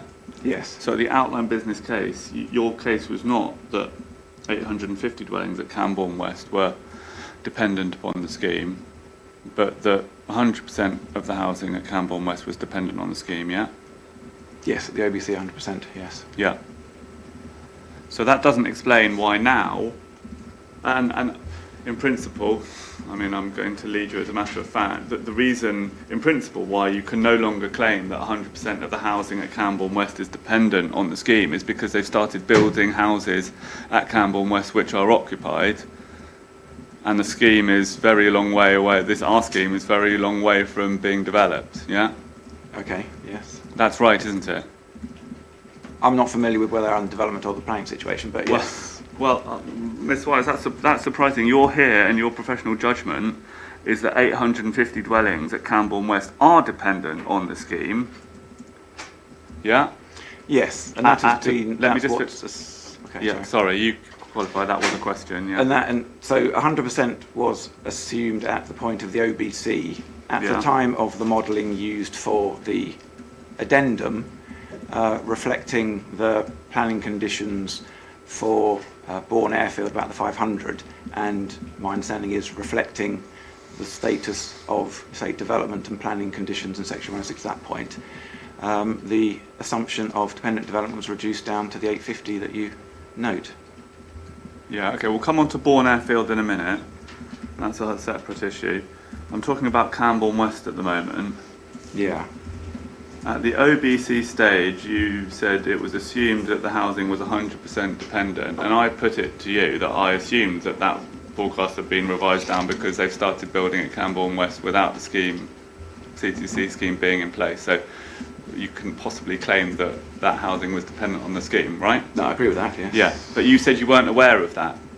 I'm not aware of how many houses have Right. been built at this point. Okay, well where is there any analysis in the strategic case addendum as to how you have come up with the figure of 850 dwellings, which you say is an appropriate figure to use as the basis for an assessment that 850 dwellings are dependent on the delivery of the C2C scheme?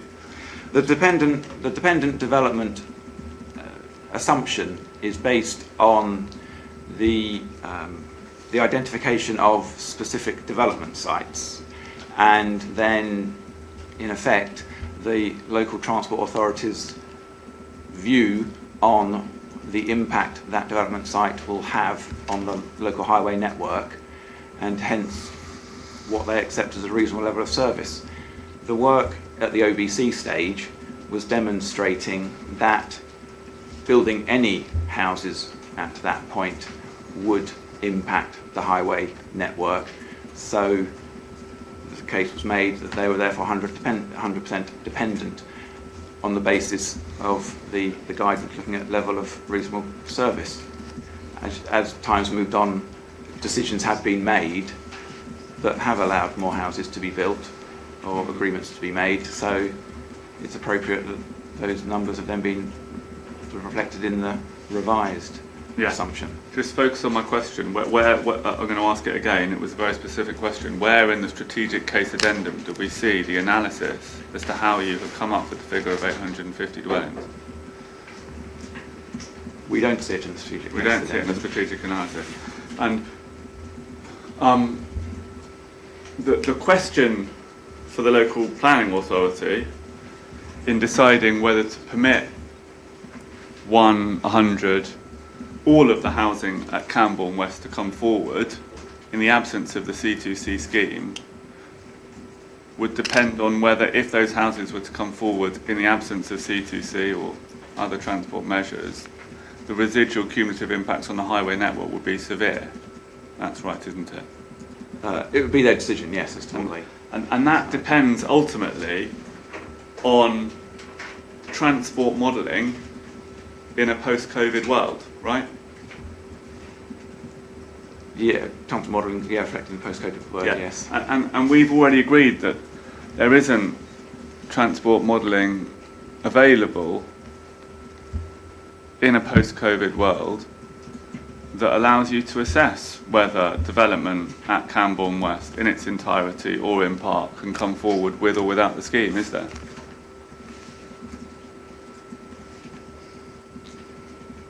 I say not directly, but the work here was looking at the original OBC work.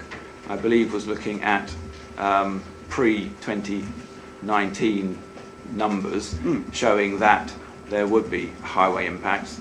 The transport monitoring note you shared showed that traffic levels are now back and above what they were pre-COVID. So Yeah. it's fair for the local authority to. Well, Yeah. I can't speak for the local authority. Yes, but we've looked at the fact that things have obviously moved on since the OBC, because at that stage you were assuming that over 2,000 dwellings were dependent on the scheme. Now you only assume that 850 are dependent on the scheme, and in fact even assuming 850 dwellings are dependent on the scheme is an assumption which is not supported by any evidence whatsoever as to whether the scheme is necessary to enable those 850 dwellings to come forward, is it? We're supported by the evidence that 3,500, or it's supported by the evidence, sorry, that bringing one house forward would have an impact on Where? the network. Where's that evidence? Well, that's what is presented in this document here, and in the strategic case here, where it talks about, and the where it's talking about the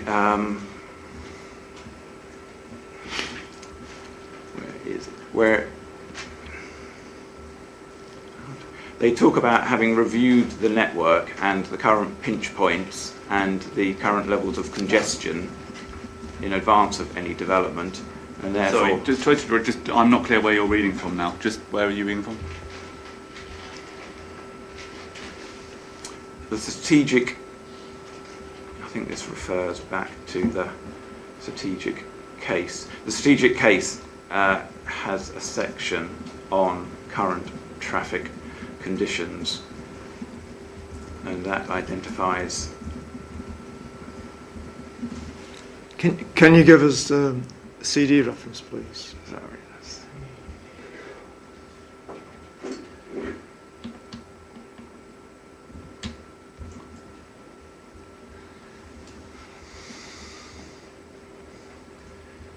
CD for the strategic case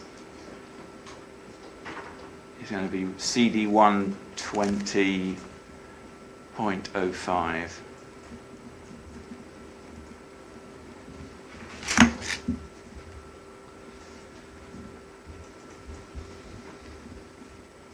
And then within that there is a section, chapter 6, on transport issues and opportunities. And So did you say section 5? section 6, which is PDF page 60.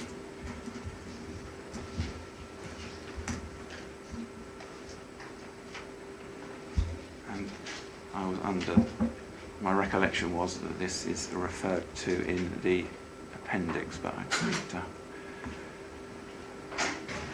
double check. But my point is that analysis of the highway network was undertaken, demonstrating that further development of defined sites would cause challenges.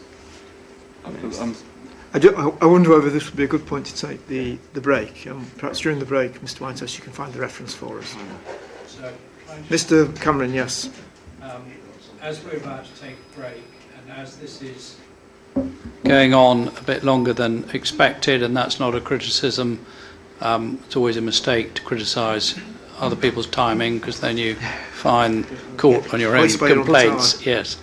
But what I was going to ask, sir, is whether if Mr. Freeman is here, which I don't know whether he... Well, I was going to check if he is here, whether you would mind if he was interposed and then we went back to Mr. Whitehouse. It would be unusual, but he's not going to be cross-examined by CPPF, so it wouldn't kind of interrupt the flow in that way. Otherwise, I think we might get into difficulties on timing. But there are other people who want to ask him questions. I think it's just that thing that obviously we'd then have questioning in the middle of someone else's questioning. Yeah, we would, but I don't see how that would cause any particular prejudice. And what I don't want here is Mr. Freeman coming, told, well, actually he can't be heard now, and then he has to go away before he can be heard. Right. Is his timing that tight? It is, I'm told. Can I just check?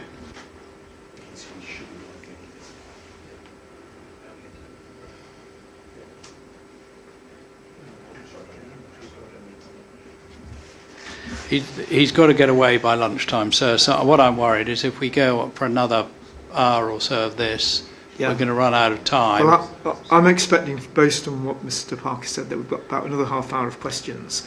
It takes us to 11:45. Mr. Freeman is down for about an hour and a half in chief with yourself. Mr. Sadler wants to ask a question. Yes, he'll be shorter than an hour and a half with me, and I do have a bit of re-examination of Mr. Whitehouse. Well, I anticipated that you would do, and we have questions from Mr. Whitehouse as well. So it's unusual, but perhaps it may be best to deal with it in that way. So is your suggestion that we pause Mr. Whitehouse now and move on to... Yes, sir, but I'm hoping that Mr. Freeman's here, otherwise I'm going to be caught at the wrong end of a request. But he should be, and even if we had to wait for an extra 5 minutes for him to be here, then he could be heard, and then we go back to Mr. Whitehouse, and nobody feels under any pressure on timing on Mr. Whitehouse. I don't have any objection. Okay, thanks. It's very helpful, Mr. Parker. We'll proceed on that basis then, and we'll adjourn now. Resume, please, at 11:25. Thank you very much, sir.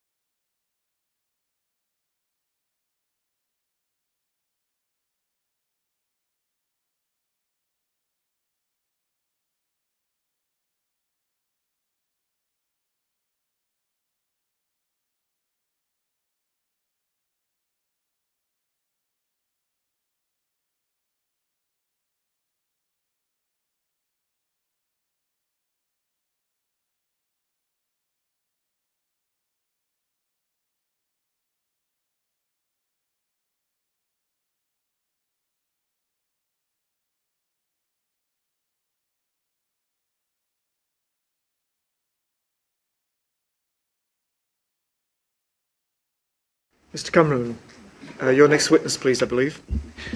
Yes, I'm going to call Mr. Freeman, sir, and thank you very much to you for allowing Mr. Freeman to give evidence in the middle of another witness's evidence, and thank you very much for Mr. Freeman coming today rather than yesterday. So thanks to everybody. But if I can introduce you to the inquiry, you've got a proof of evidence, and in that proof of evidence at 1.1.1 you set out under the heading qualifications and experience that you are Peter Freeman, CBE, and is that correct? That's who you are.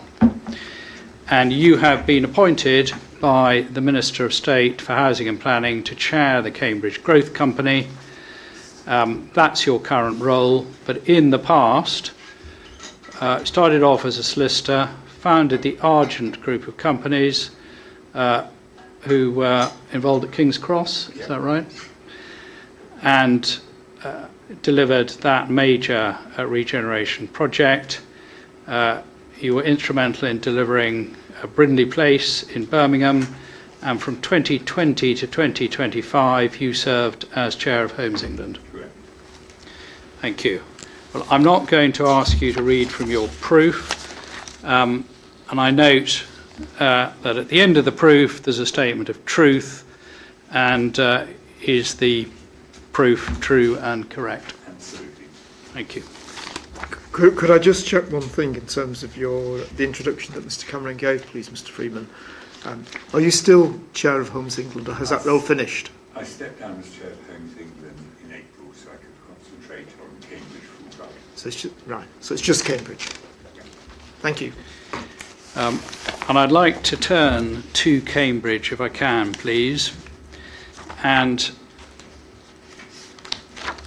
in your proof of evidence, if you've got it to hand, because I don't want to read out unnecessarily, you have at 1.3.6 legal status and function of the Cambridge Growth Company, and you refer to it being a subsidiary of Homes England, and you refer to an advisory council. How does it work? What is the role of the Cambridge Growth Company, and how does it operate? In effect, it's an organisation that is incubated within Homes England, so that government sort of advanced ambitions for Cambridge can be managed in the most kind of cost-effective and rapid way. Homes England has about 1,200 staff spread across 8 regional offices, and many of the staff have professional backgrounds in planning and infrastructure and land assembly and viability. So I've been able to draw on staff within Homes England as we begin to build up our own dedicated team, and the Growth Company is at the moment a wholly owned subsidiary of Homes England. It's expected that it will be spun out into some form of delivery vehicle in the next year or so. And at the moment, the Growth Company employs 22 people directly. And how does the advisory council work? So the advisory council has 7 members at the moment. They are the 4 politically elected leaders: the mayor of Peterborough and Cambridge, the leader of the city, the leader of the county, and the leader of South Cambridgeshire, plus 3 other people, one of whom very much represents the University and Innovation, the Vice-Chancellor for Innovation and Research, John Ashton, also Baroness Morgan, who is both the chair of the hospitals group in Cambridge and a master of the college, and Dr. Paul Leinster, who is an acknowledged water expert, and water is one of the challenges in Cambridge. He was previously the chief executive of the Environment Agency and lives locally. So they are a sort of sounding board as we begin to develop our ideas. And to help us develop our ideas, we have commissioned an evidence base led by Bureau Happold and Prior and Partners with a large team of consultants so that we can look into all the environmental, transport and economic issues. And I'd now like to turn to what you've been asked to do by the government. And we got, and I don't ask you to turn it up, I'm just giving it as a reference for those who want to look it up, but we have at core document 739 the letter from Matthew Pennycook MP, the Minister of State for Housing and Planning, sent to you on the 30th of October 2024. Yeah. And in that letter there are a number of priorities set out, and there are also high-level principles. And in your proof, you identify the high-level principles at 1.3.10 and the priorities at 1.3.12. And I'd just like for a moment, please, to look at those priorities. And 1.3.12 in your proof is probably the best place to look. But for those who want it in the original, it's page 4 in core document 739.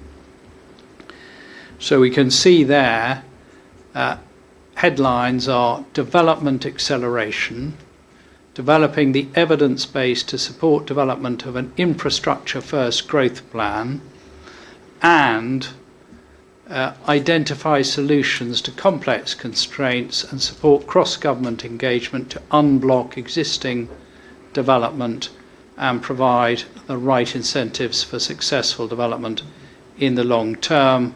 And then there's a business plan. So what I'd like to ask you is, how does the growth company go about, or how is it planning to go about delivering on the Minister's priorities? As you will be aware, government is a complex beast with many sort of different silos, and part of the job of the growth company is to be a kind of conduit linking them together. So, whether it's the Department for Transport, or it's the Treasury, or it's DEFRA, there's any solution that enables Cambridge to grow faster, to give the citizens and the people who work there and the businesses that might come there a stronger and more sustainable infrastructure platform, requires help from all of those different types of department. And the growth company is in part there to help draw them in and convene them. And it's a sort of two-way street, because it's perpetually feeding back what we hear from the local leadership and the local officers to Westminster, and it's trying to sort of get Westminster to reach out and help. And overall, the ambitious plans and in quantum terms and location terms, they will come out over a much longer period, and when the evidence base is complete. But it's an expectation that the growth to 2050 will be significantly more than the emerging local plan to 2041. And there's no point aiming for growth unless you unblock the infrastructure hurdles, unless you can compellingly prove to the local community that their interests are also at heart, and whether it's health services or education or public open space or nature, all of these are being taken into account.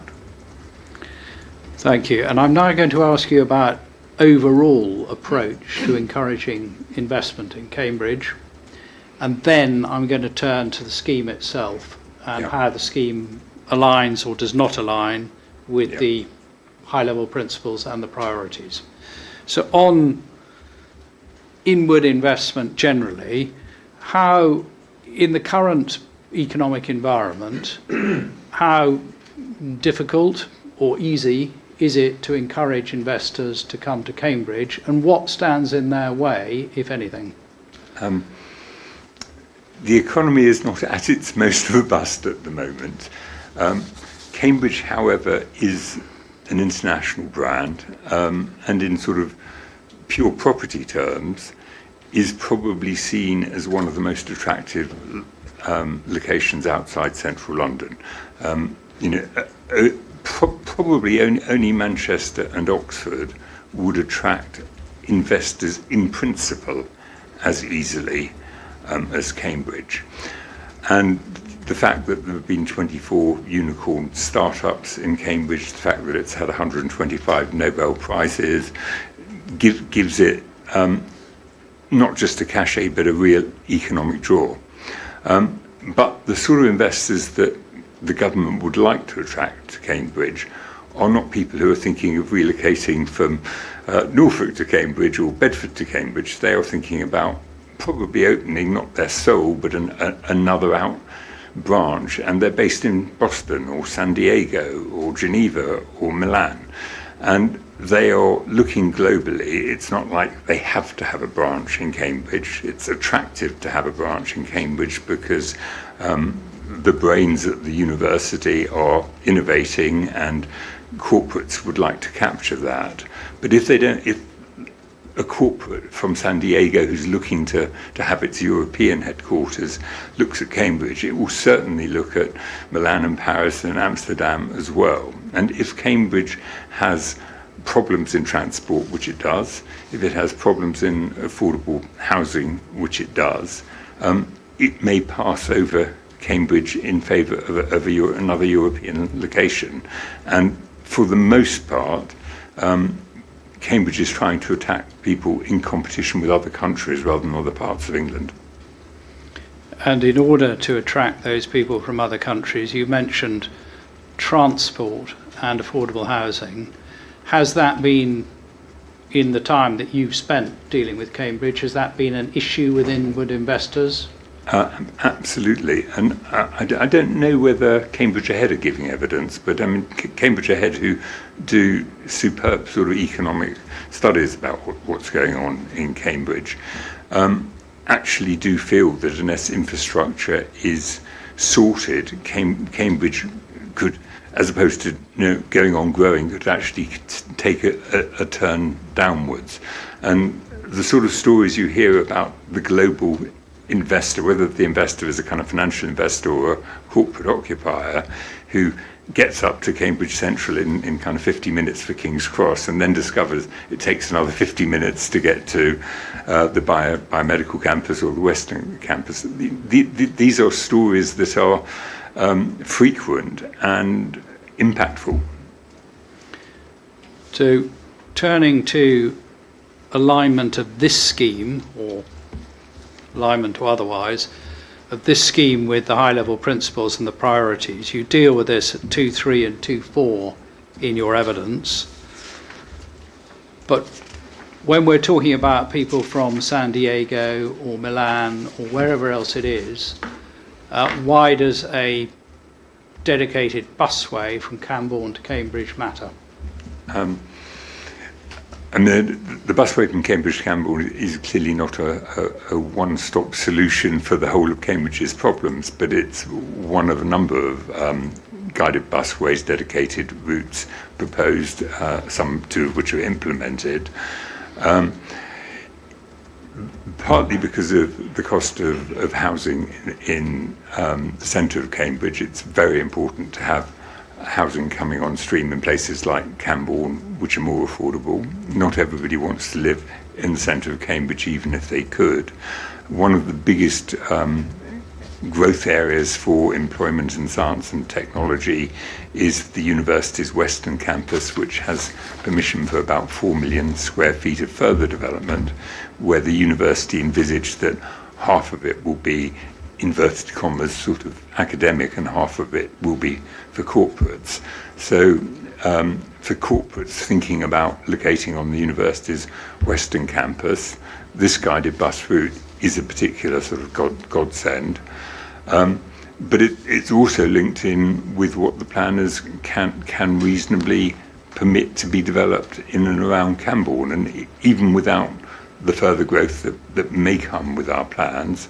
There's schemes like the old Bourne airfield, where the Grampian condition says I think it's only 500 houses out of 3,500 can be built until Cambourne to Cambridge C2C is in place.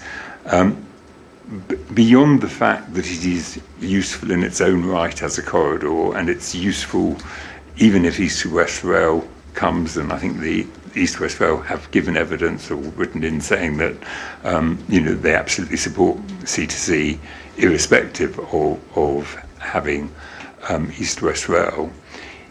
if you don't proceed with something like this, which has been kind of on the stocks for 11 years, it absolutely undermines confidence, because it sort of has investors, whether they're land investors or people who are bringing in employment and science to town, saying, is the government behind Cambridge? Is the government capable of getting its act together and driving Cambridge forward? So I think it would be a very poor outlook if this didn't go ahead. Can I just pursue that point for a moment, and that is consequences of not making the order. Yeah. So if the order were not to be made, first question is, how would investors react? How are investors likely to react to that decision? What type of signal would it send to investors? I mean, it's clearly a negative signal, and just to put investment in perspective, the sort of investment that AstraZeneca has made in Cambridge is about £1 billion. Somebody taking a building for a few hundred staff is possibly talking about 100 million investment. So these are not casual decisions. It's not just that they are looking at other competing towns and other countries, but they will have a mass of management consultants, business consultants, surveyors, estate agents, whatever, looking and writing reports on every aspect of Cambridge. And the lack of confidence or the lack of political join-up if something like this, which has been on the stocks for 11 years, doesn't go ahead, will feature in those sorts of reports. And this is a transport intervention which is promoted by the public authorities, by the County Council as applicant, but supported by South Cambridgeshire District Council and the City Council. If a scheme like this, which is supported by those public authorities, the order doesn't get made by the Secretary of State, what kind of signal does that send? I mean, I think it's a very poor signal, and all the people in this room know how much time and money and professional consultation, public consultation, goes into getting as far as we've got. And reinventing it is not, we've got a little idea to change it and we can implement that tomorrow. Reinventing it is going back to scratch. I don't want to be here in 10 years' time. Well, that was the next question for you. What are the consequences of delay? So if, for example, it were to be decided, well, yes, the principle is accepted, but you could have an alternative route on part of the route, and therefore we won't make the order. And then you have to, as you say, start again. Yeah. How does that play with the investors that you were talking about? Well, the investors are thinking about something they want to do in the next 6 or 12 months, and the starting again, I suspect, is 10 years, so not good. Yeah. And so what would as the chair of the Cambridge Growth Company, you've been appointed by the minister, and therefore there's some restriction, no doubt, on what you're able to say and what you're not, because you're in effect a government department. But given the priorities that have been set for you, what would your message be to the Secretary of State for Transport when she is considering whether to make this order on the consequences of not making it? My advice or request is please make the order, because you are shooting Cambridge and the government in the foot if you don't. Thank you.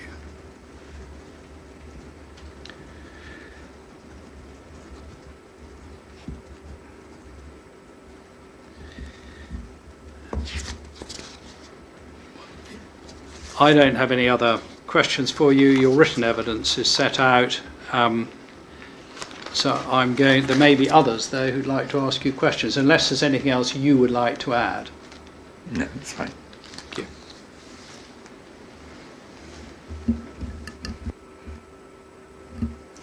Thank you, Mr. Cambourne. Mr. Sadler, I believe you want to ask questions of Mr. Freeman. Yeah. I'd like you to come. I would like you to come forward, please. Can we make space for? Probably. I don't know whether Mr. Johnson's then Mr. Sadler. Hi. Yeah. Yes. Thanks for moving the microphone down.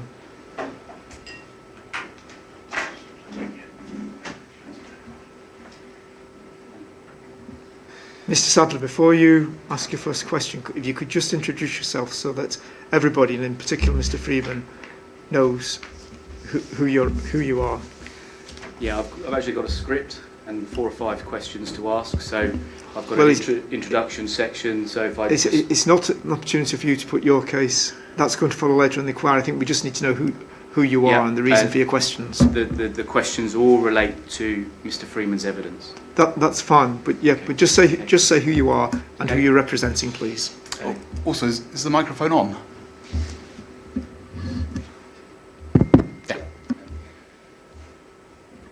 Good morning. I'm a little nervous. My name is Rob Sadler. I have worked in the property industry for over 13 years. 18 of those years are with Savills as head of office for Cambridge. For more than 20 years, I've specialised in science and innovation development, and I've been directly involved in delivering over 3 million square feet of space in Cambridge, including bringing AstraZeneca to the Cambridge Biomedical Campus and bringing Biomed, a Blackstone company, to the city. That happened 15 years ago, and in turn gave me great exposure to some of the cities that you've talked about in terms of San Diego, in the US. Mr. and Sadler, Boston. you're going beyond what I expect at this stage, giving your own background to your own evidence, which will come later. That's not my evidence, though, is it? This is just giving the background. I And Peter, No. are you happy with just so you know who you're talking to? I want to know who you're representing at this stage of the inquiry. I'm representing myself. That's not what we understood.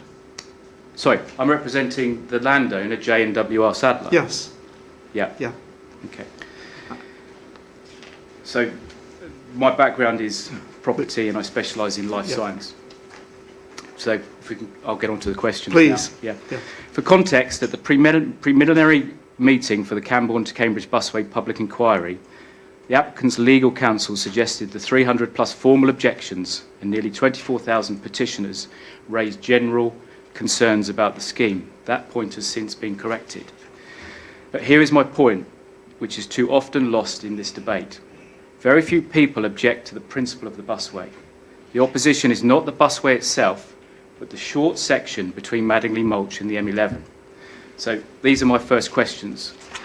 And I'm not expecting you to answer the first question as a yes. It's just for clarity. Have you personally walked or inspected any of the proposed route, especially the section between Madingley Mulch?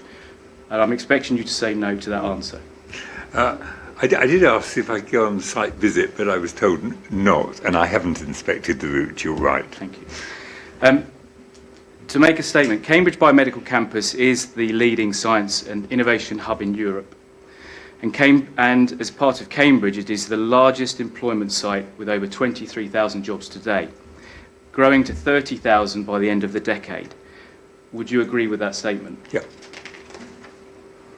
The applicant's proposed route includes the construction of a new bridge over the M11 motorway, but does not allow for buses to turn right onto the M11, therefore enabling the most quickest approach and route to the biomedical campus.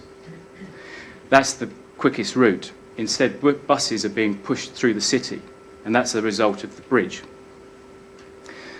The alternative route put forward by CPPF would allow buses to join the M11 directly to reach the Cambridge Biomedical Campus in the quickest possible time. And it would also provide an opportunity to stop at the existing Cambridge West Park and Ride, opposite Eddington and opposite the Cambridge West development. However, through the inquiry, it will be tested whether the alternative route, the section proposed by CPPF, will deliver similar benefits to the applicant scheme and, as a consequence, save over £100 million.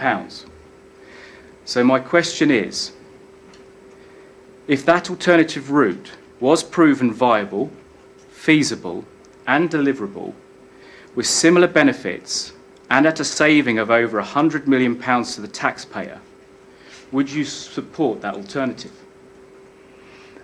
There's a lot of ifs there. I am not a transport consultant. I have not spent years looking at the transport solutions for Cambridge.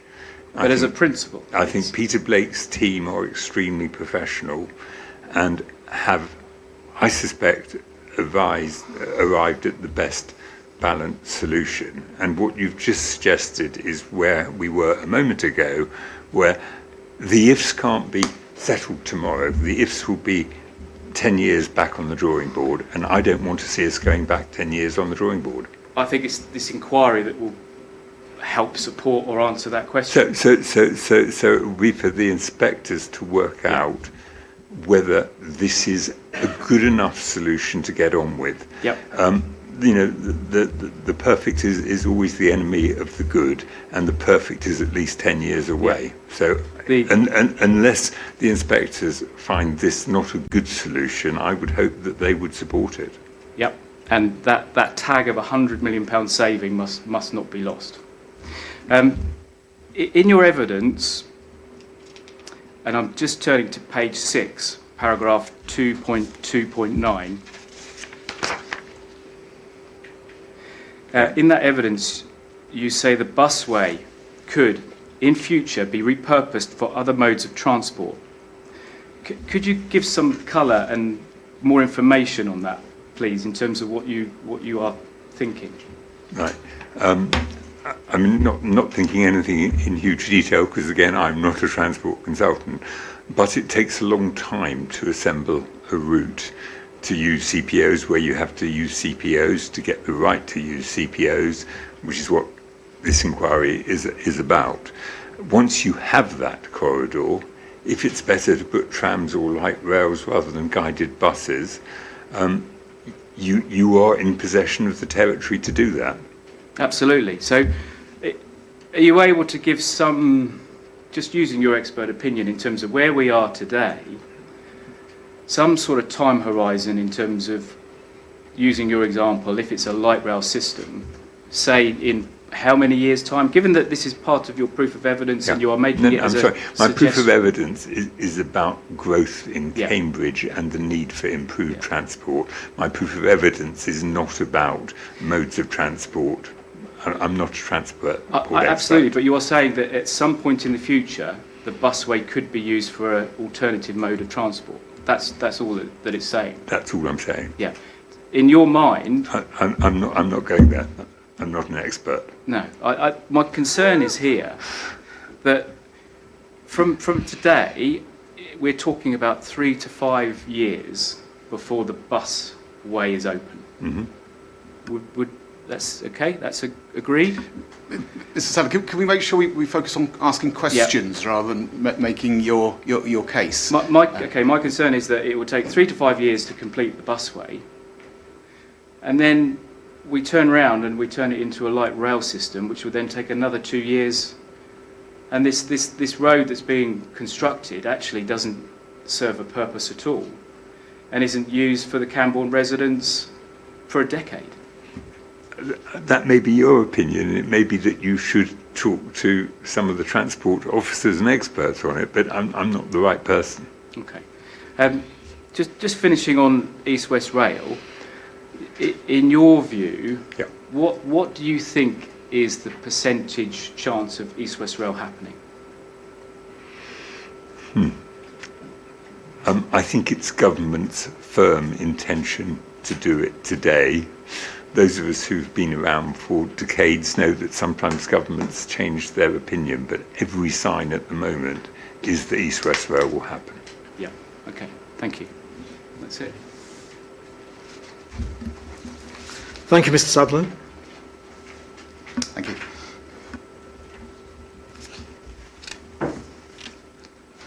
Mr. Freeman, I think I've got a few questions for you. Can I just check whether there's anybody else who opposes the scheme who has a question for Mr. Freeman? I'm not aware of anybody, but I just want to check. Can I just make clear, I'm not going to ask him any questions. I just want to make clear and put on the record, we don't agree with everything that he has said. He's indicated that he's not a transport expert, so I'm not going to direct my questions, but in terms of delivery of the scheme, delivery of an alternative, timings, all that sort of stuff. You'll have the chance to say that. I'll direct them to someone else, but I just wouldn't Parker, in want it to due be course. said that I'd necessarily accepted. We're not going to take that 40 point on that basis. Okay. Just a few things, Mr. Freeman, please. Yeah. Yes, Mr. Cameron referred you to page 4 of your proof and the principles, the high-level principles, Yeah. and the priorities that have been set out by governments. Yeah. And we've got the letter. I've seen that. Is there a timescale set out by government for the work of the Cambridge Grove Company? There's phases, and I think the completion of the first phase will come with the evidence base that Bureau Happold and Prime Partners are preparing, and that should be ready early next year. And that will lead to recommendations on quantum, timescale, infrastructure intervention, location. I think the overall work of the growth company is, I think, likely to go on for 20, 25 years.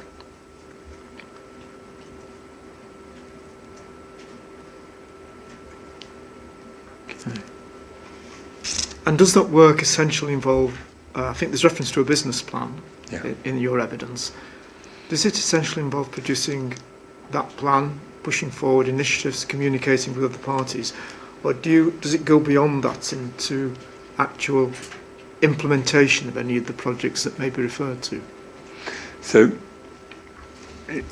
government's general principle is that where the private sector will do something, government shouldn't. However, when you start looking at major schemes anywhere in the country, going back to all the town centre shopping schemes in the 50s and 60s, they required the local authorities to acquire land to make it possible to get substantial enough land to carry out a major shopping centre scheme. Similarly with ring roads or railways or whatever. And if one is looking at a scale of growth in Cambridge that is unusual, accelerated, intense, and also brings benefits to the local community by solving affordable housing issues, sustainability issues, sewage issues, and whatever, it will require government to intervene in a sort of financial and physical sense in some locations rather than just in a policy sense.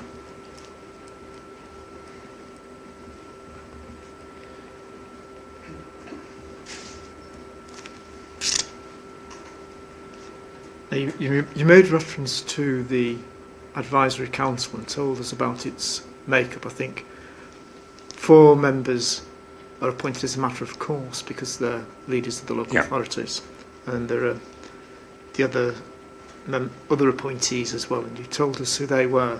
Are those appointees made by government? Yes.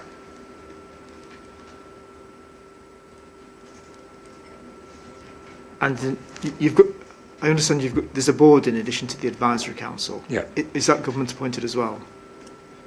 So the board of the growth company, in effect, is just people from MHCLG and Homes England. Oh, right. So if I count myself as a civil servant or whatever, we're all kind of civil servants. Yes. And the advisory council provides the external input, advice, and that's check. external input. Yeah. And initiatives, proposals that the growth company comes up with, that in effect the board puts forward under your leadership, do they require the approval of the advisory council? they will be discussed in detail with the Advisory Council. Yes. I hope that they will end up being able to be presented in a collaborative, agreed manner. And I regard that as a significant part of my role to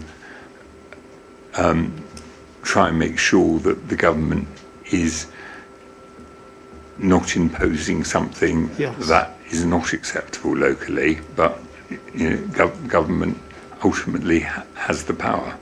So Yes.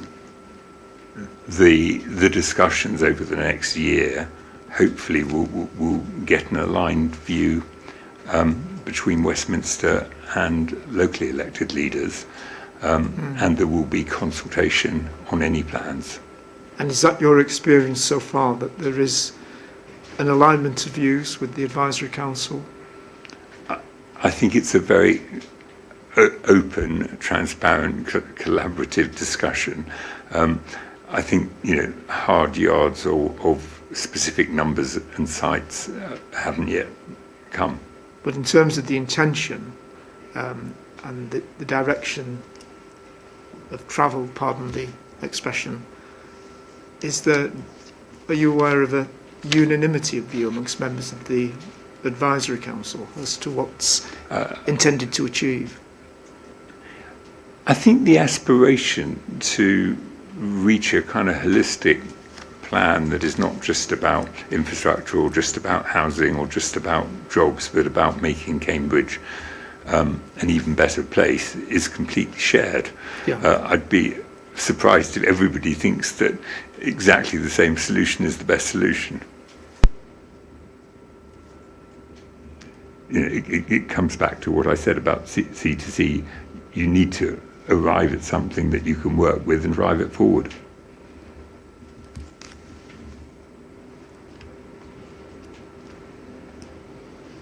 I just wanted to ask you about the relationship between the growth company and the partnership, which is behind the scheme that we're talking about at the inquiry.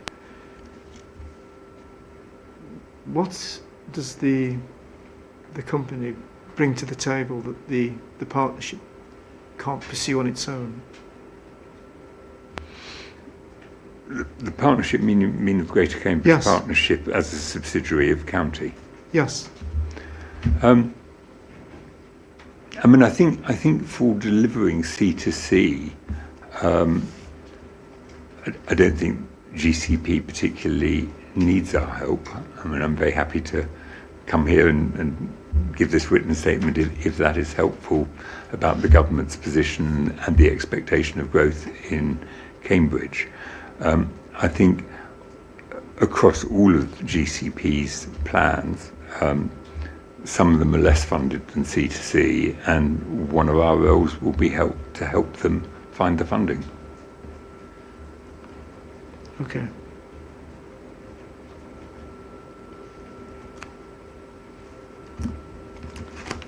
Just wanted to move on to transport in particular with a couple of questions.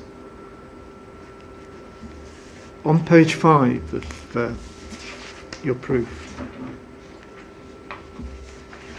paragraph 214,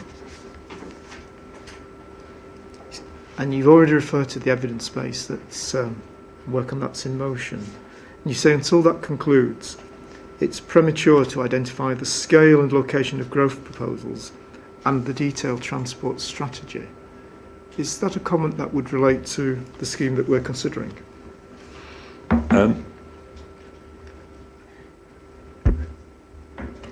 I think C2C is needed now, even if greater growth than currently envisaged in the emerging local plan was never contemplated. If greater growth is contemplated, further works will be needed, and those can only be determined in relation to the amount of growth and its likely location. So you're saying it's further growth that's premature, not what? So, What's so the referred to so far? local plan is I think 51,000 homes and 66,000 jobs, and C2C is needed in that context. Something like Bourne Airfield, where it's frozen off at 500 homes out of 3,500, is part of the emerging local plans 61,000. So even if there had never been a growth company created, even if the last two governments hadn't been looking for Cambridge to deliver more, C2C is needed. If Cambridge is delivering more, it potentially moves to a different scale of city. Yeah.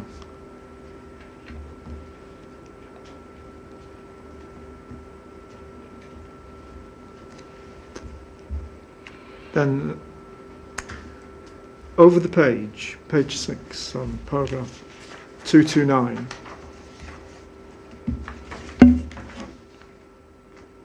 you took partway through that paragraph, and I think you're talking about the C2C scheme. You say this would be available in the short term, whilst longer term proposals for wider transport solutions are being explored. And you go on, I think there's already been mention made of this, about it could be possible to repurpose busways. Yeah. So given those references in that paragraph, are you essentially seeing the Cambourne to Cambridge busway as a short-term interim measure until something else is come up with? I'm not seeing it as short-term. I'm seeing it as no regrets and necessary. It meets a need that is already pressing, but if at some point in the future, possibly long into the future, somebody thought that a different method would be more economic to run or move more passengers, you've nevertheless secured the runway to do it.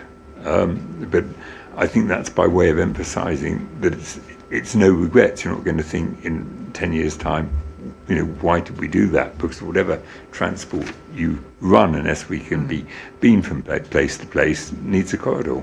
And what is your view of what is meant by the long term? Again, I'm not a transport expert, and 20 years ago, nobody thought there would be autonomous vehicles. I don't know what will come in the next 20 years, but things do change, but they actually don't change overnight. And the time taken to put together a corridor is enormous.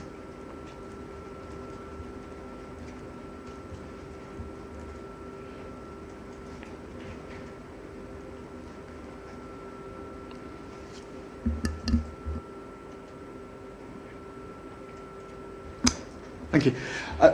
I've just got a few questions. Some of them have already been answered.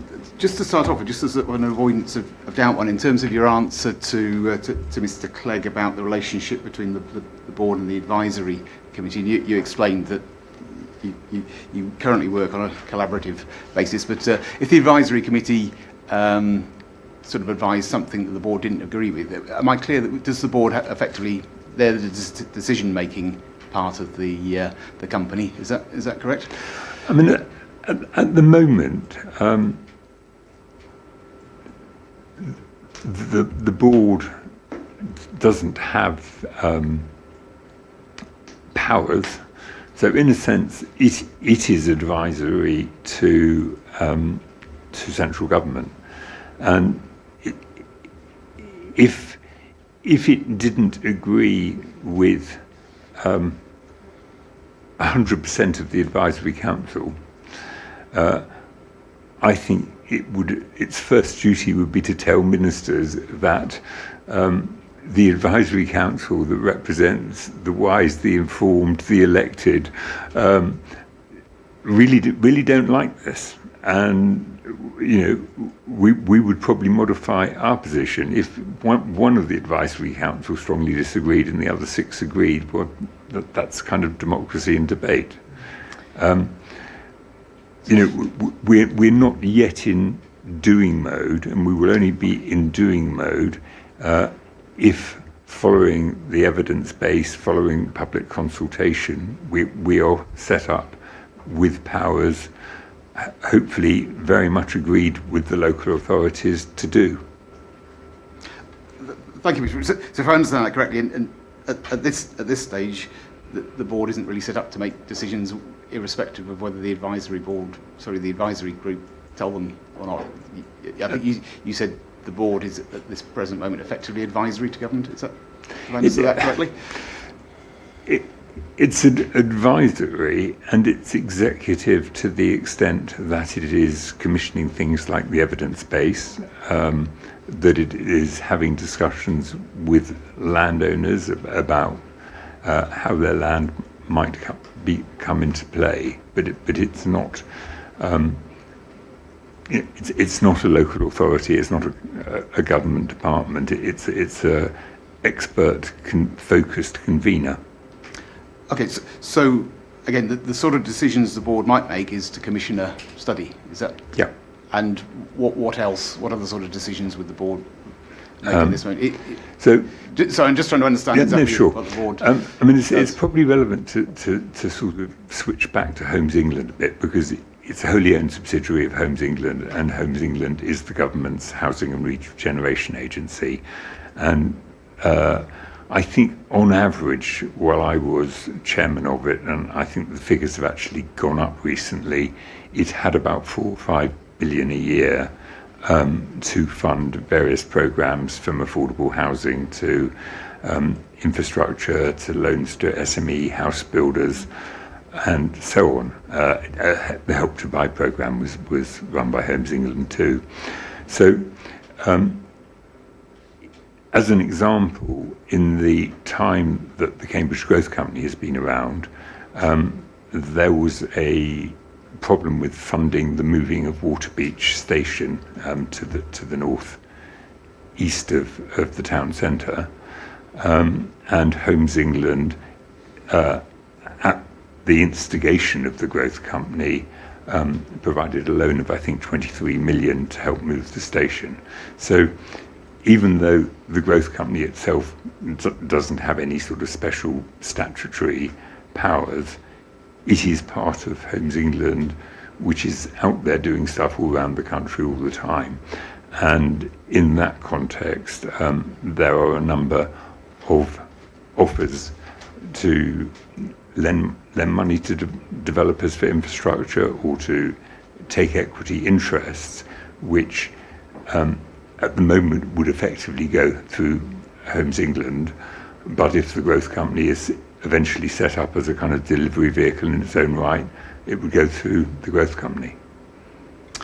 Okay, thank you. That just brings me on to, I think my next questions have probably partly been answered, but in terms of the housing, particularly that's been mentioned at Bourne Airfield and West Cambourne, I think you probably answered about what the Growth Company probably currently does. I mean, is the Growth Company involved in any way in terms of sort of finances or assistance in delivery of that housing? And if so, how? The Growth Company isn't involved in Cambourne. Homes England is. So, and what about Bourne Airfield, or do you not know?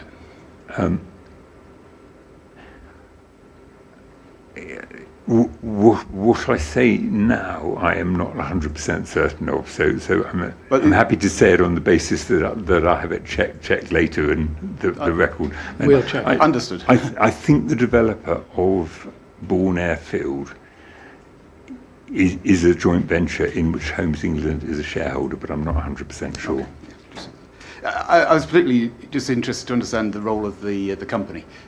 The Growth Company. Yeah. The Growth Company doesn't have any economic interest. Yeah, and again, bearing in mind what you said, and I'm not asking you sort of to predict in the future, but what would the Growth Company's role be with the delivery of the C2C? My understanding is it's funded, and I don't see any direct involvement for the Growth Company.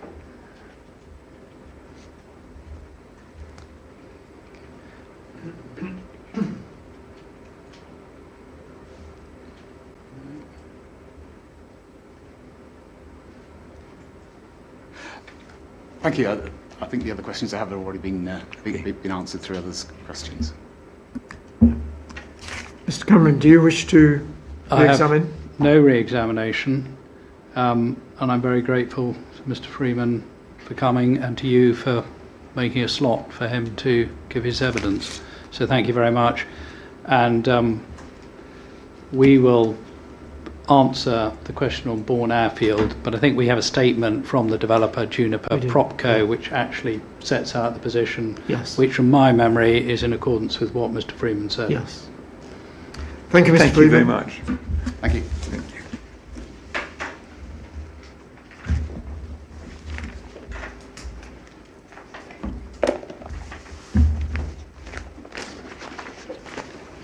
Bye-bye.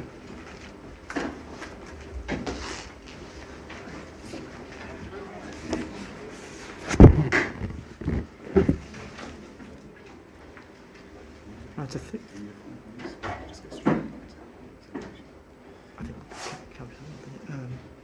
Mr. Parker, we'll be back, and Mr. Whitehouse.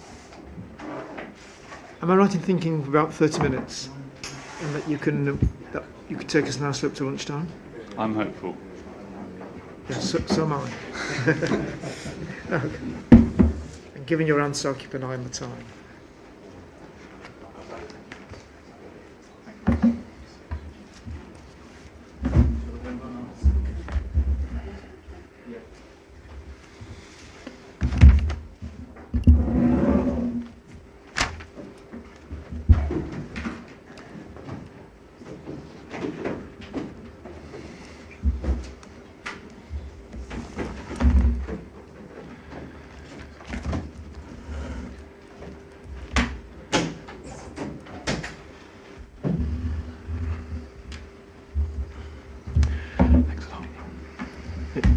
Mr. Whitehouse, are you ready for your third session of cross-examination?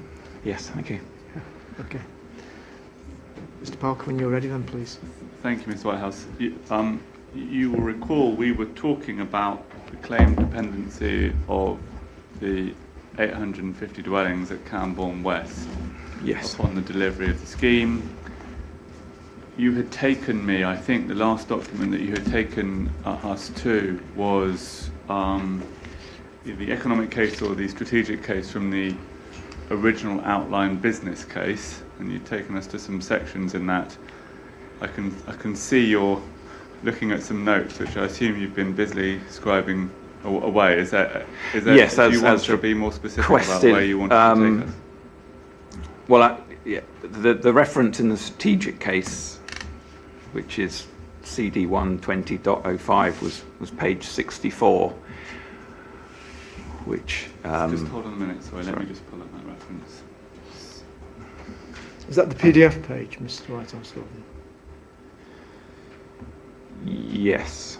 Right, let me find 64. So, CD 120.05. Yes, so the OBC strategic case, and then it's PDF pages 64 and 65.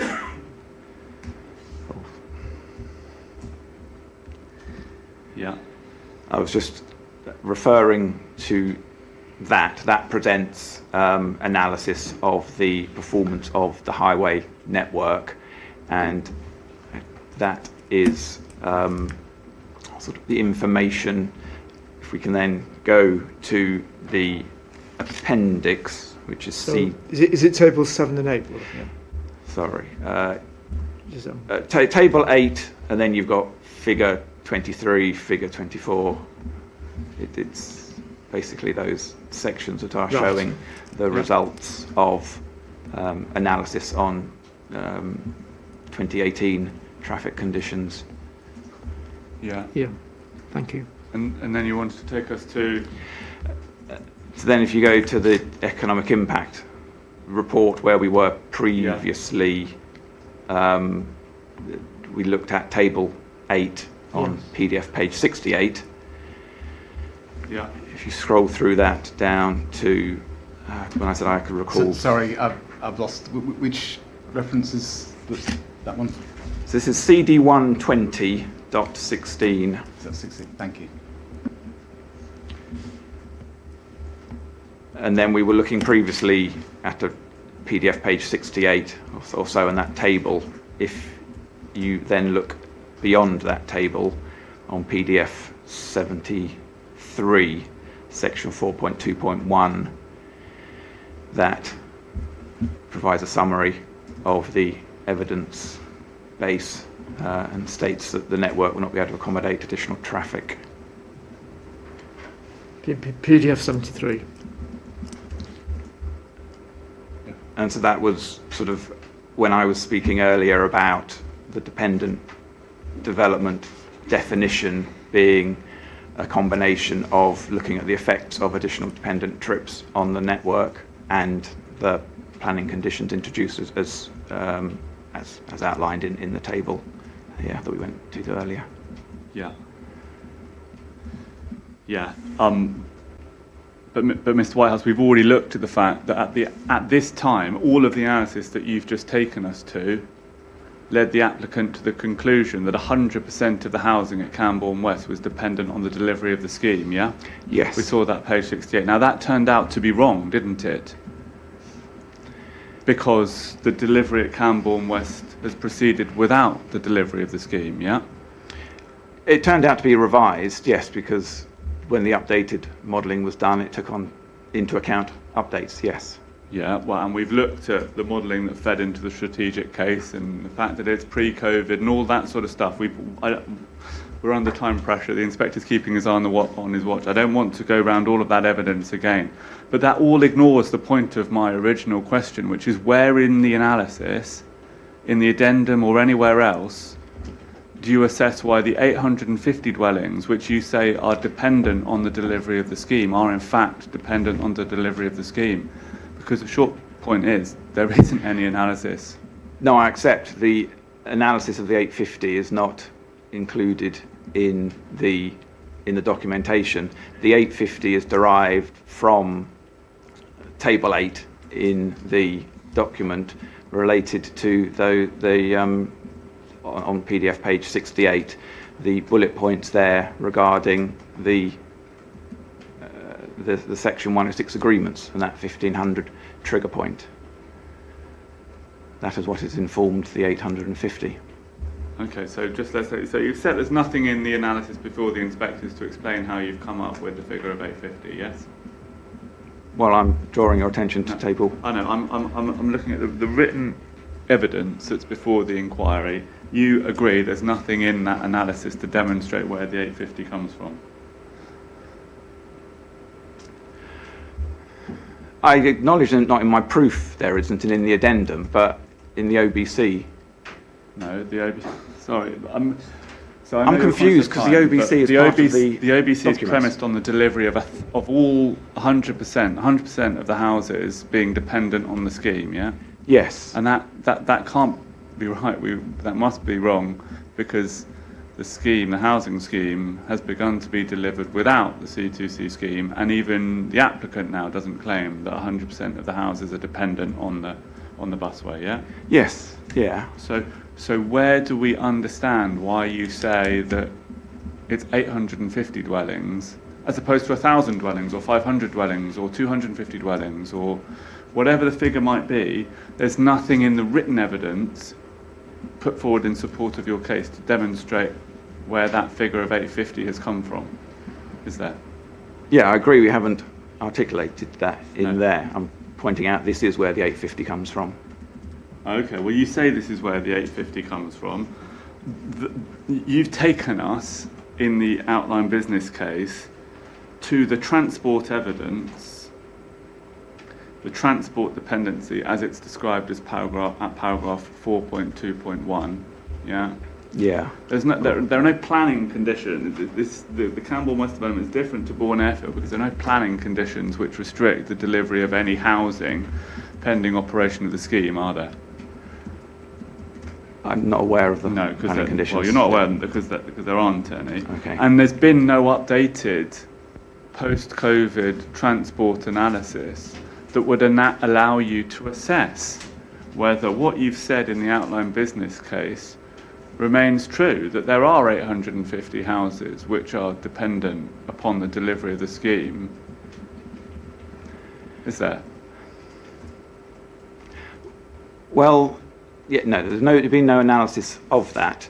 I need to defer to planning colleagues, but it is this Section 106 agreement that has been used as the basis for that assumption of the 850, and the consideration that pre-COVID modelling was showing that any housing would have introduced it. So you could argue it's been inferred that if one house in 2018 was going to lead to highway congestion. Mr. Parker, I just wonder, because we're starting to hear a certain amount of repetition between yourself and Mr. Whitehouse, whether this line of argument may be one that could be pursued with other witnesses. Well, I think Mr. Whitehouse is the evidence who's giving evidence on the claimed dependency of the housing on the scheme. I appreciate that I've probably made the points that I need to make. I would suggest that I've asked some clear questions which haven't always received necessarily direct or clear answers, but I'm happy I don't think you need you to. Understand the point. I understand the point. I don't think you. I think you need to move on this point. Yeah.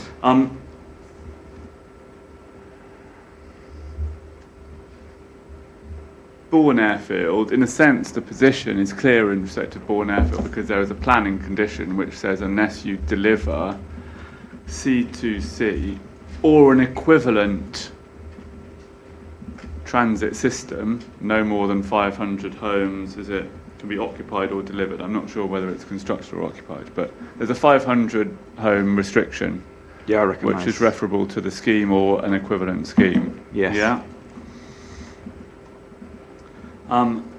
Now,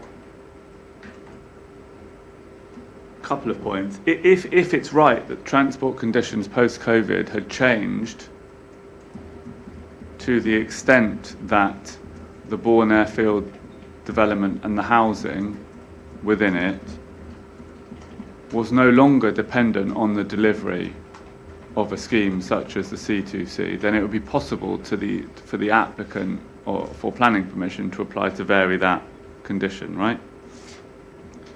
I'm not a planning expert. Okay, not in a position to answer that question. That's fine. I'll move on. That is a question for the planning witness, I think. That's fine, and that's what Mr. Whitehouse has said, and I will move on from that.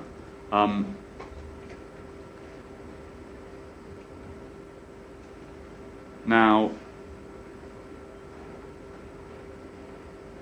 okay, I don't know to what extent you are in a position to answer this, but delivery of the busway on the applicant's own timetable, I think Mr. Freeman suggested he was happy with a timescale of 3 to 5 years. We might come on and look at how quickly the busway might be delivered.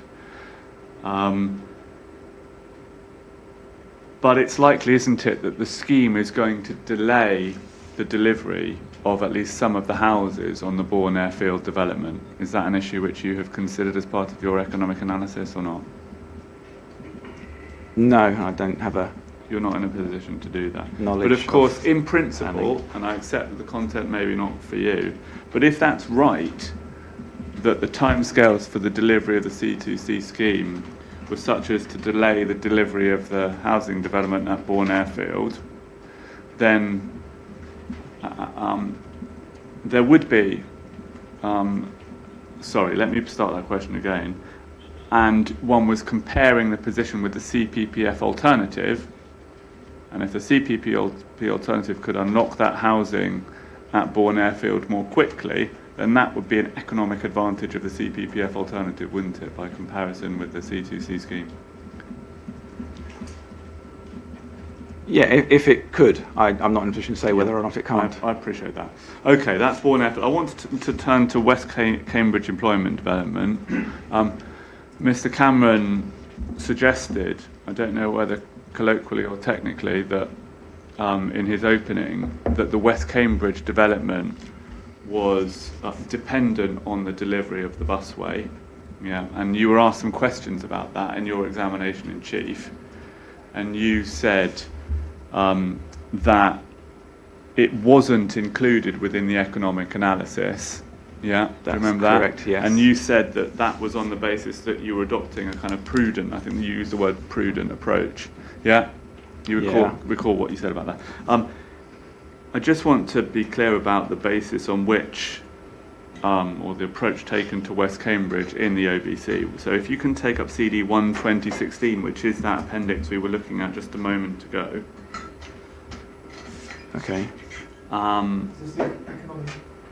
Narratives. It's Appendix J to the Outline business case. Is it? the outline business case, yeah. 12016. Yeah. PDF 74. So, in fact, just just one page down. You see a heading 4.4 LVU assessment.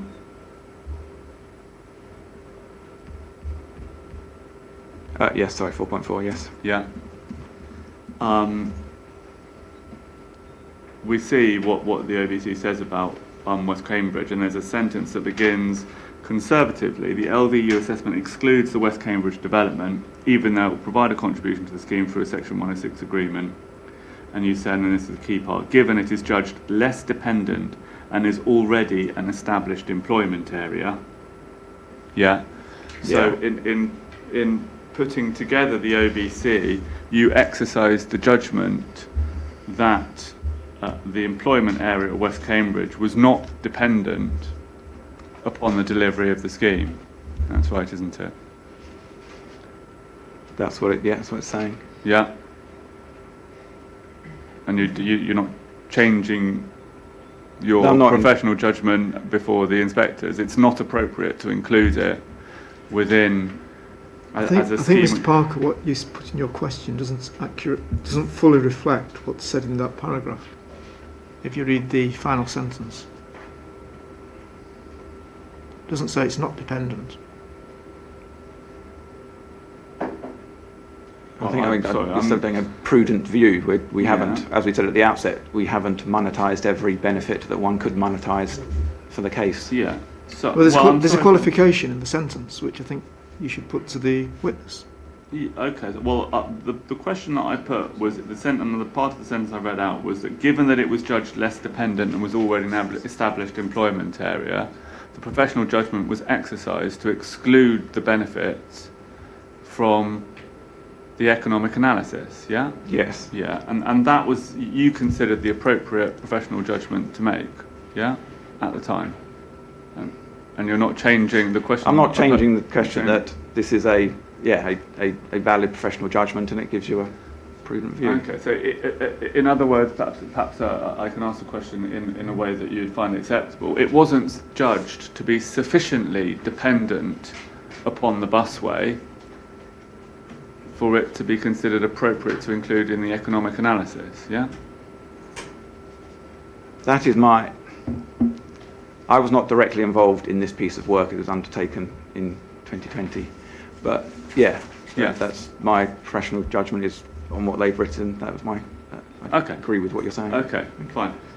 And then in any event, if you read the next sentence, let's say for the sake of argument, you were wrong in your professional judgment and the development at West Cambridge is dependent on the delivery of the scheme. Yeah? Mm-hmm. The next sentence makes clear that given the LVU appraisal guidelines, the LVU impacts are likely to be relatively small. And I'll read the rest of it, even though the employment density area will increase considerably. But for the purpose of your analysis, such LVU impacts as might result from the inclusion of this development are relatively small in any event.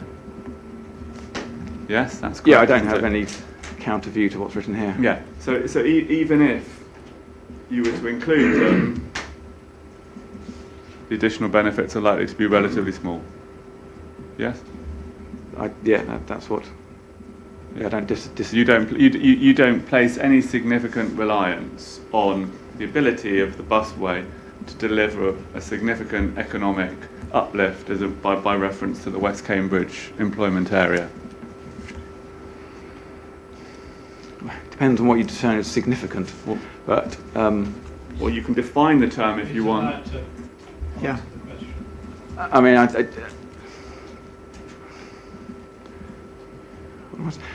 it is an upside to include employment benefits in the case, there's uncertainty over that level at the time of this work. This analysis is asserting that they think it would be fairly small. Yeah. Yeah. And what do you disagree with the analysis that the LVU impacts are likely to be relatively small? I mean, this is your analysis, as it were.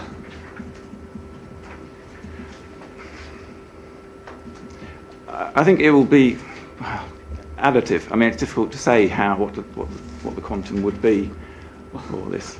Yeah, I appreciate that, Mr. Whitehouse, but Mr. Cameron made a point that in opening, and presumably he wants to make it in closing, that the busway will deliver a significant benefit through unlocking the employment area in West Cambourne. What I'm putting to you, and what your analysis shows, is that even if you were to include land value uplift associated with the employment area, it is envisaged to give rise to a relatively small economic benefit.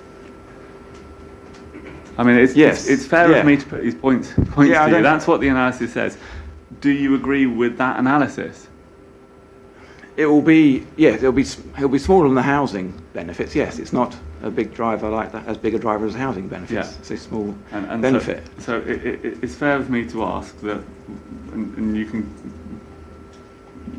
deal with this and qualify what you mean by the word significant, but the economic benefits that are likely to be delivered, even if you were to include them, and you've obviously excluded them, but if you were to include them, they're not significant, are they? For this site, there are other employment and economic sites along the corridor. Okay, well, let's start with this site. So for this site, you accept that the economic benefits that would be unlocked as a result of this scheme are not significant. Yeah, that's what you just said. Now, Okay. what other sites are you talking about? Well, there's commercial, non-residential usage at Cambourne, Western Bourne Airfield. Where do we find an analysis of that in your economic assessment? Well, it hasn't been included in the monetised impacts. No. Well, no, presumably because for similar reasons to those that you explained in relation to this employment area, it wasn't considered appropriate to include them. Well, it's considered proportionate to look at the largest benefit drivers. All right. I'm going to move on.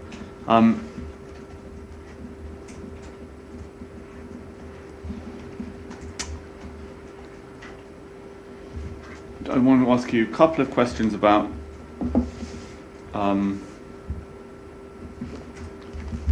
land value uplift sensitivity questions, and then some questions about house prices. We are getting there. I'm doing my best to get through this as quickly as possible. It takes two to tango, sir. The sensitivity... That is a bit unfair, sir, because Mr. Whitehouse has been pretty economical in his answers. I'm not raising a criticism because I don't know what's going to happen when I start asking questions.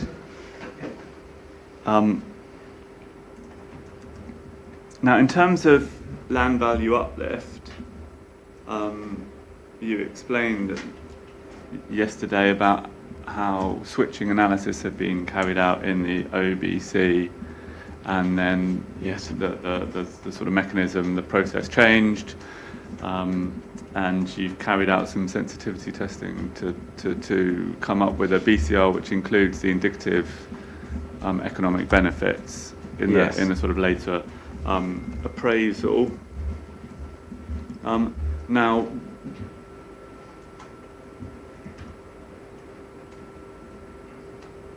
one of the, for example, you referred to 2,000 additional homes in the emerging local plan.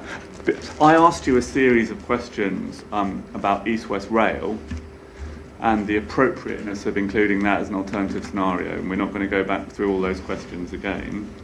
But it's right, isn't it, that one of the consequences, one of the potential impacts of East-West Rail is that it unlocks housing development in Cambourne. Yes. Yeah. And on current envisaged timescales, and I appreciate there's uncertainty associated with those, but on current envisaged timescales, it's right that EEWR would come online prior to the delivery of all the housing which you envisage will be unlocked as a result of the busway scheme. That's right, isn't it? Yes, I believe some of this housing goes out beyond 2041. And Yeah. current thinking on East West Rail is yes, prior to that. And so one of the consequences of the uncertainty testing, which we say you should have done on East West Rail, is to reduce the land value uplift which you can ascribe to the busway. Because if it would be delivered in any event by East West Rail, it wouldn't be unlocked by the busway. Do you accept that in principle?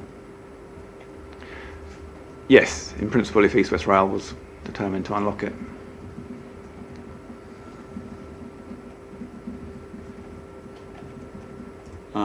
Thank you. So final set of questions. We are getting close. We will finish by 1.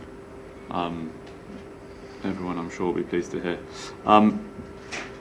Now, we've already agreed. LVU on the residential developments is calculated using a forecast of house prices for those homes which are said to be unlocked by the scheme. And you deal with this in the addendum economic case,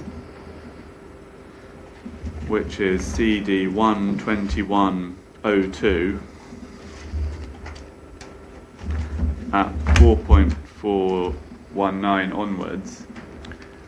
4.4.19. It's on page 19 of the PDF.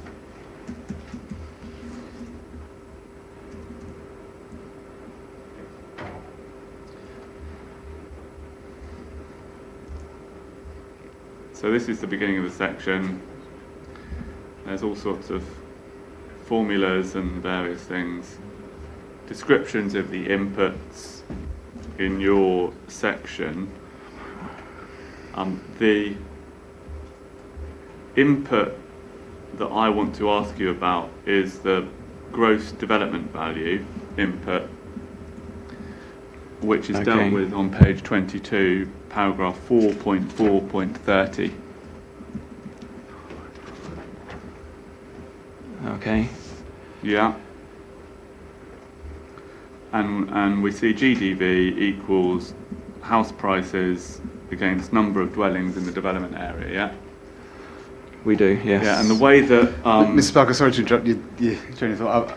I haven't got the right document open. Can you give me the core reference? Sorry, the core it's document reference again, please. 1.21.02. Thank you. And we're at page 22, paragraph 4.4.30.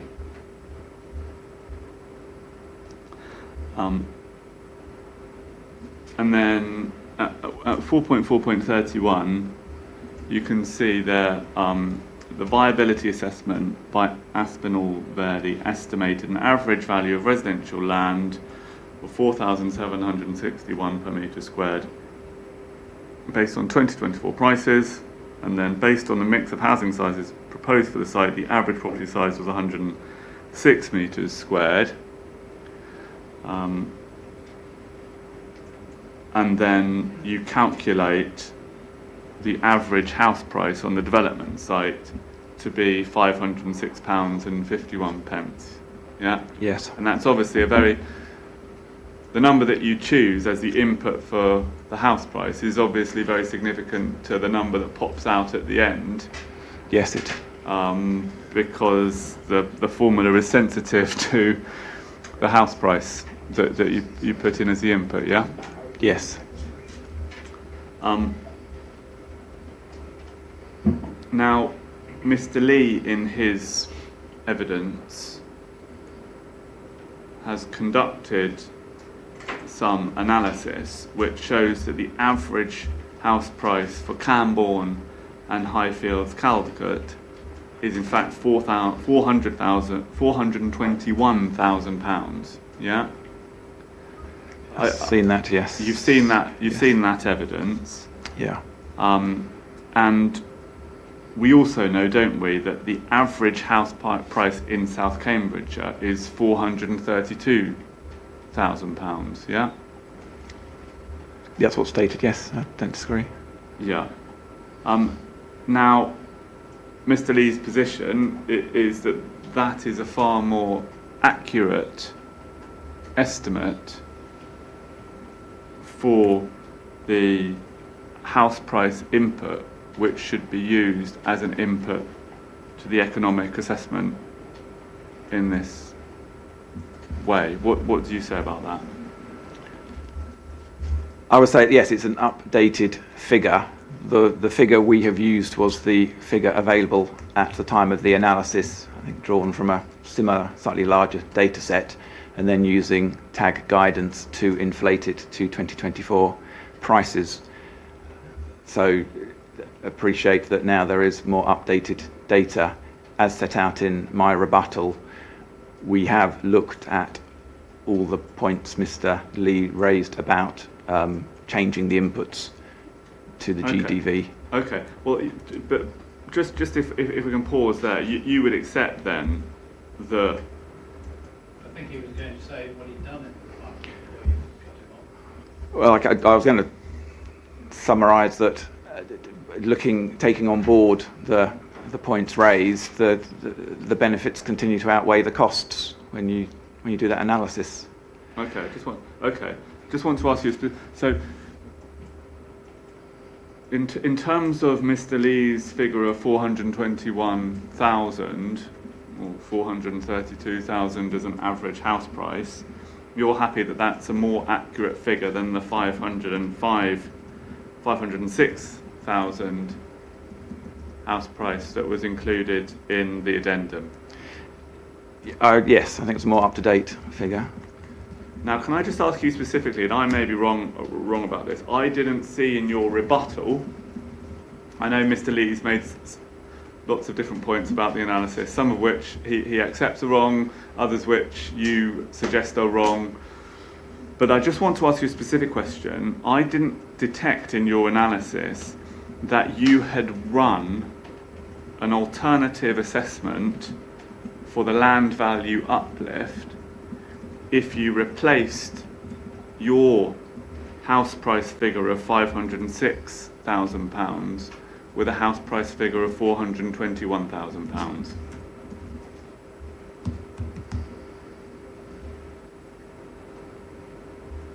Have you done? I haven't seen it, and I'm not trying to trick you. I just want to. You've said that you've responded to lots of points in the rebuttal. I just want to make sure that I haven't missed that you've done that assessment.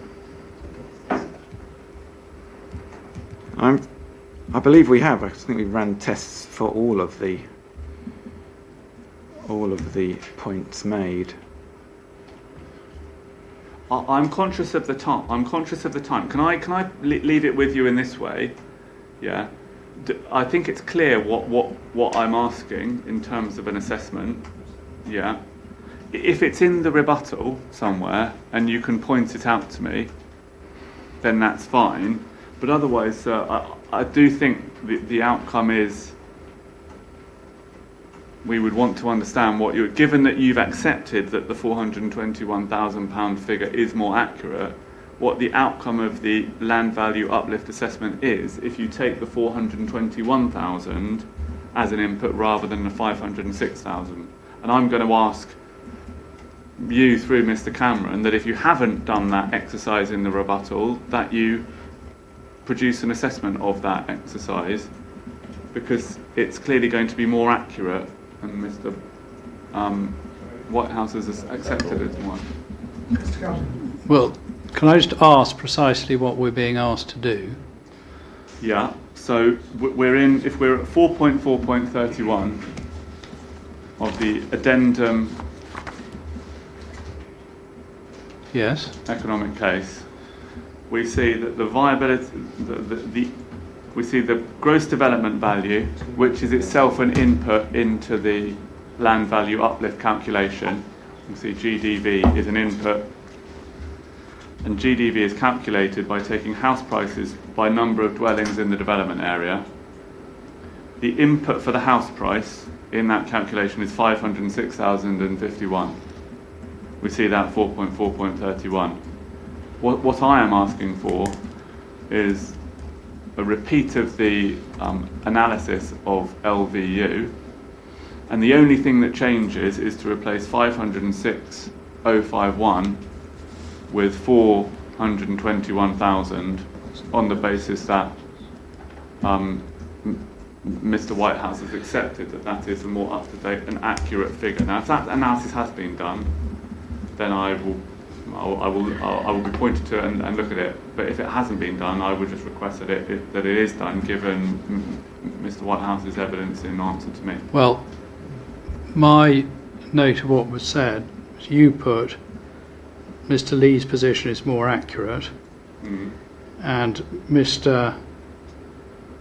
Whitehouse accepted it was more up to date. I didn't make a note that he'd accepted it was more accurate, and I'm also, but I mean, there's a recording so we can check it if my note's wrong, but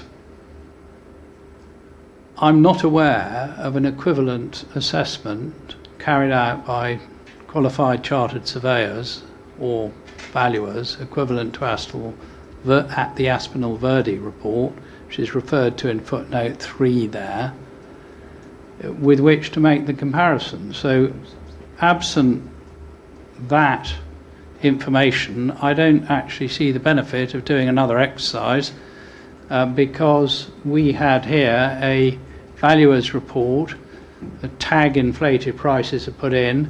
They may not be accurate in 2024, but we're looking over a wider period, and house prices go up and they go down. So I'm not convinced that it's worth this exercise. I don't think that we want to encourage additional exercises to be taken during the inquiry unless they're absolutely essential. Well, we would say to you they are absolutely essential. Mr. Cameron's made the point, house prices do go up and down. That he's foreshadowed my very next question, because on any view, the claimed land value uplift of this scheme is of fundamental importance to its justification. You're talking about the alteration of one factor. Yeah, but without running the calculation, it gives a clear indication of what the type of outcome might be. Well, yes, our concern is that if you do take a house price, Mr. Whitehouse accepted that the LVU figure was sensitive to house prices. He's accepted, and I don't know whether the word up-to-date or accurate makes any difference. The clear answer to his question was that the figure that Mr. Lee had provided was more up-to-date.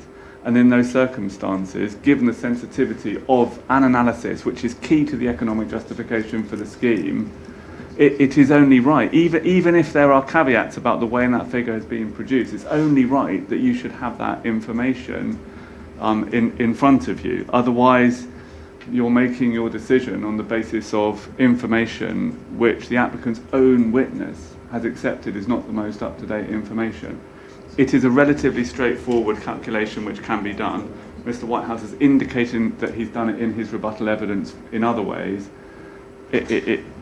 I do firmly suggest that this is not something which should be particularly taxing for Mr. Whitehouse and is important and to your decision making.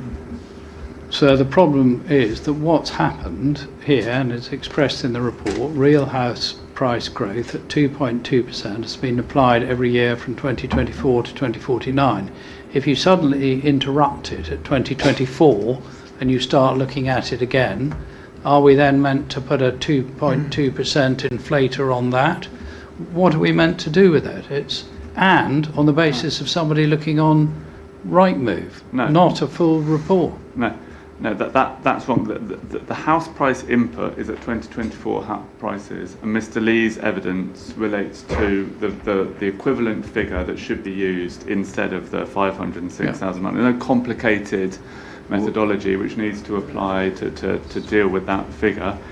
Mr. Whitehouse has accepted that it's a more up-to-date figure. But it then has real house price growth at 2.2% has been applied every year from 2024 to 2049, and is combined with the housing delivery profile to to provide an estimate of the GDV or total housing value for the development in 2024 prices. And then you have to adjust it to 2010 market prices for the price base. It's just not a... Well, that's fine. I mean, none of that needs to change. But Mr. Parker, couldn't this have been pursued ahead of the inquiry? You had this document. You had your own figures. Yeah, okay. Well, I mean, it was simply on the basis that Mr. Whitehouse has now accepted that that is a more up-to-date figure. But it was always your view that it was an up-to-date figure. Yeah. So it could have been pursued ahead of the inquiry. So I respectfully and firmly suggest, given the applicant's answers, that this is a more up-to-date figure, that this is information which the Secretary of State should have, given that it's the applicant's reporting.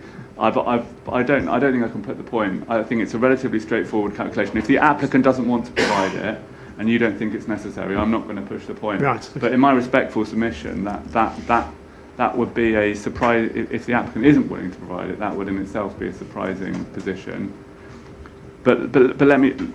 I'm going to. Yes, please move on. I'm going to move on. I can make submissions on it. Yes.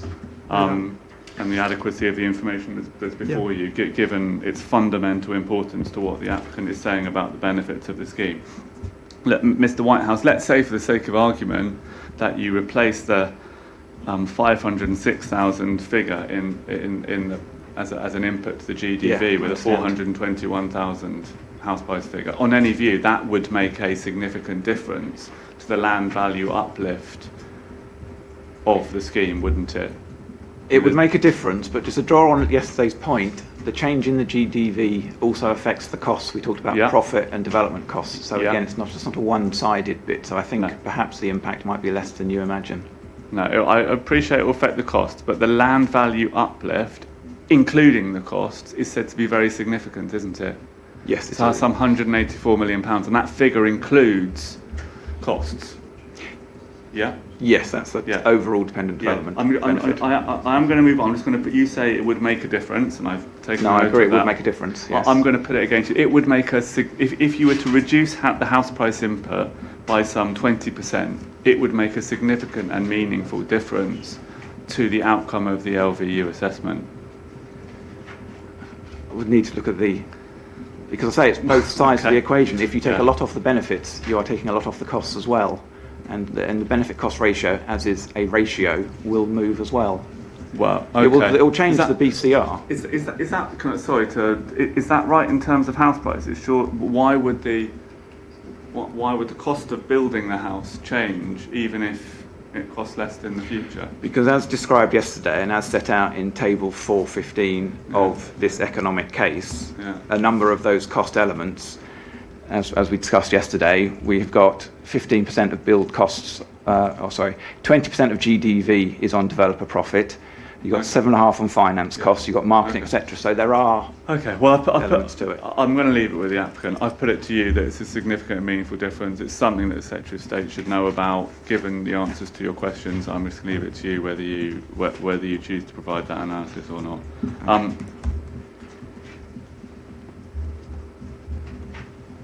Just going to see.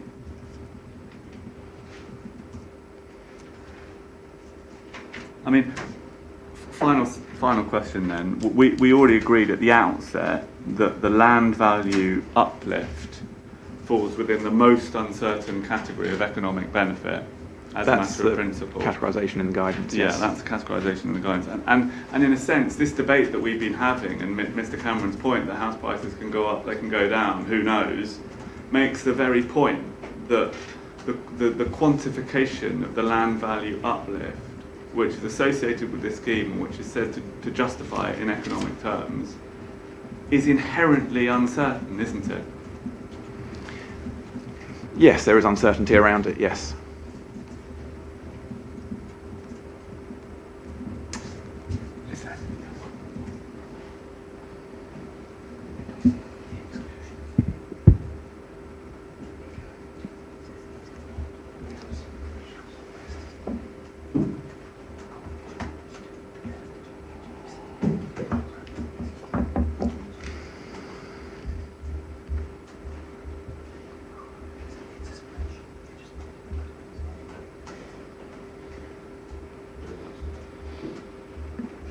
Thank you, Mr. Whitehouse. Those are all the questions I have for you. Thank you, Mr. Parker. Mr. Whitehouse, we have some questions for you, Mr. Whitehouse, but we'll deal with those after the lunch adjournment. Okay. We'll